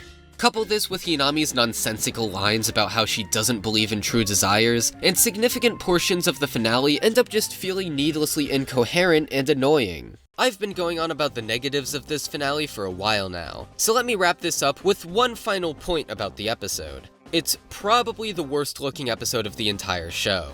Granted, episode 10 has some truly crusty moments that made it a solid contender for the spot. But if I had to choose one, I'd choose episode 12, because while episode 10 reaches some abyss-tier visuals, episode 12, while never reaching the same lows as episode 10, is more consistently miserable to look at, with some mild crust here and there. Kikuchi and Fumiya go to a bookstore together, but the background is a real-life picture of a bookstore, and so the scene has this oddly surreal feeling to it. It's like something Studio Shaft would have done intentionally. Then they go to a cafe, and the cafe is also a real-life image of a real cafe. And there's this one shot where the entire screen is just a panning real-life image of what I think is a teacup. And what's even funnier is that there's another shot, like a minute or two earlier, where all the stuff they have on their table is rendered in 2D, and none of it looks even remotely like the teacup in the panning shot from later in the exact same scene. Is the panning shot, like, panning on some random other person's table, which just so happens to have this teacup? And if so, why? Like, what? The entire confrontation amounts to little more than a slideshow with characters vaguely animating sometimes. The facial expressions get the job done, barely, but the expressions feel template at best, and don't convey the emotions of the characters to nearly the extent I would have liked from this scene. Not to mention that the character art in this episode on the whole looks dilapidated. I do like that the scene transitions from sunset to nighttime. That is a pretty good directorial quirk. But it's kind of jarring that it just suddenly happens. Like, okay, it's sunset here, then it cuts away from the conversation for a bit, and then bam, it's nighttime. Is that a motherfucking alpha Minecraft reference? I don't want to leave this chapter on a negative note, though. The finale of Tomozaki-kun is so ambitious and interesting that it honestly makes up for the negative aspects. Even if my thoughts on this finale are more mixed than anything else in the show, there's still so much merit here. So, let me end this section properly, with one final positive point about the show's finale. In the post-credits scene of the final episode of Tomozaki-kun, Hinami takes Fumiya to her bedroom with a blush on her face, on the premise that she has something important to tell him. She goes to her computer and pulls up a website. It's Anilist.co, and she then proceeds to show him a review she wrote that goes like, "This show pisses me off! The MC is laughably bland and wishy-washy to the point where even the main characters in the show get irritated and annoyed at him for being such a massive pussy."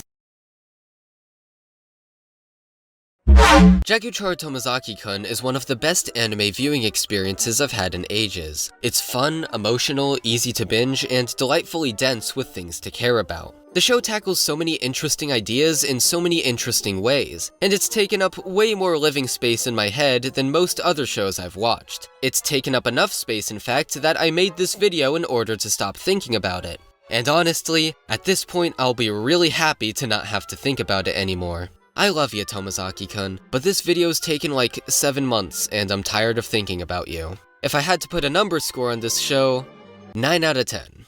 And with that, it's finally time to take a break from constantly tapping on a keyboard all day every day, and go back to tapping on a keyboard all day every day. Breaks are a hoax. Can you tell I'm American yet? I can just smell the carpal tunnel in my future if I keep this up. Maybe my next video will be on the Urusei Yatsura remake, which I love to bits. Or maybe I'll make my epic spicy hot take video on the licorice that made me recoil. Or maybe I'll watch Dragon Maid Season 2 like Neon's been pestering me to do for ages. Or maybe I'll watch the upcoming second season of Jaku-chara Tomozaki-kun and feel obligated to write another 2-hour video essay on it. I wasn't kidding during the Nanami section. I well and truly hate myself.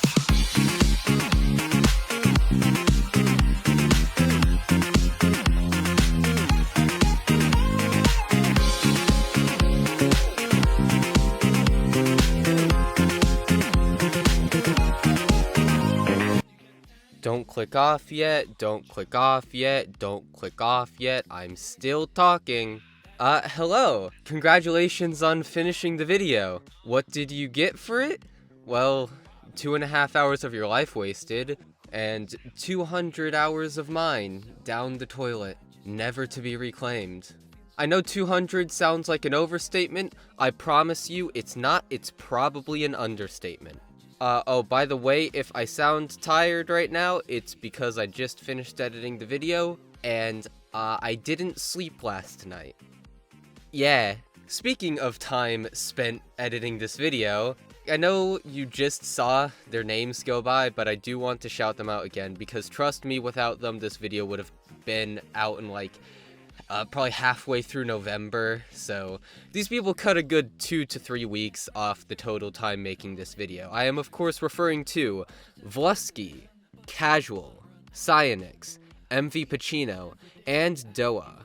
So in case you couldn't tell, I am a small channel, has no subs. I am microscopic within the grand scheme of YouTube, so this kind of stuff really helps out. I'm of course talking about the usual stuff, liking, subscribing, commenting, but more importantly, sharing the video with everyone you know. Because obviously, since I'm a small channel, I have trouble breaking through to the algorithm, but if you help word of mouth spread this video into oblivion to anyone you think it will interest, the hope is that this video can get a lot more views than it would have otherwise. I said this earlier in the video, but I want to be an author when I grow up, and I want to try using this channel to finance that, so getting this video around really does matter in terms of that. You guys watching can decide for yourselves whether or not you think that's a feasible dream. I'm not going to pretend like I myself know if it's a feasible dream, but I'm gonna try, alright? So with that, I hope you enjoyed the video, share it around if you can, and thanks for watching. Seriously, it means the world to me.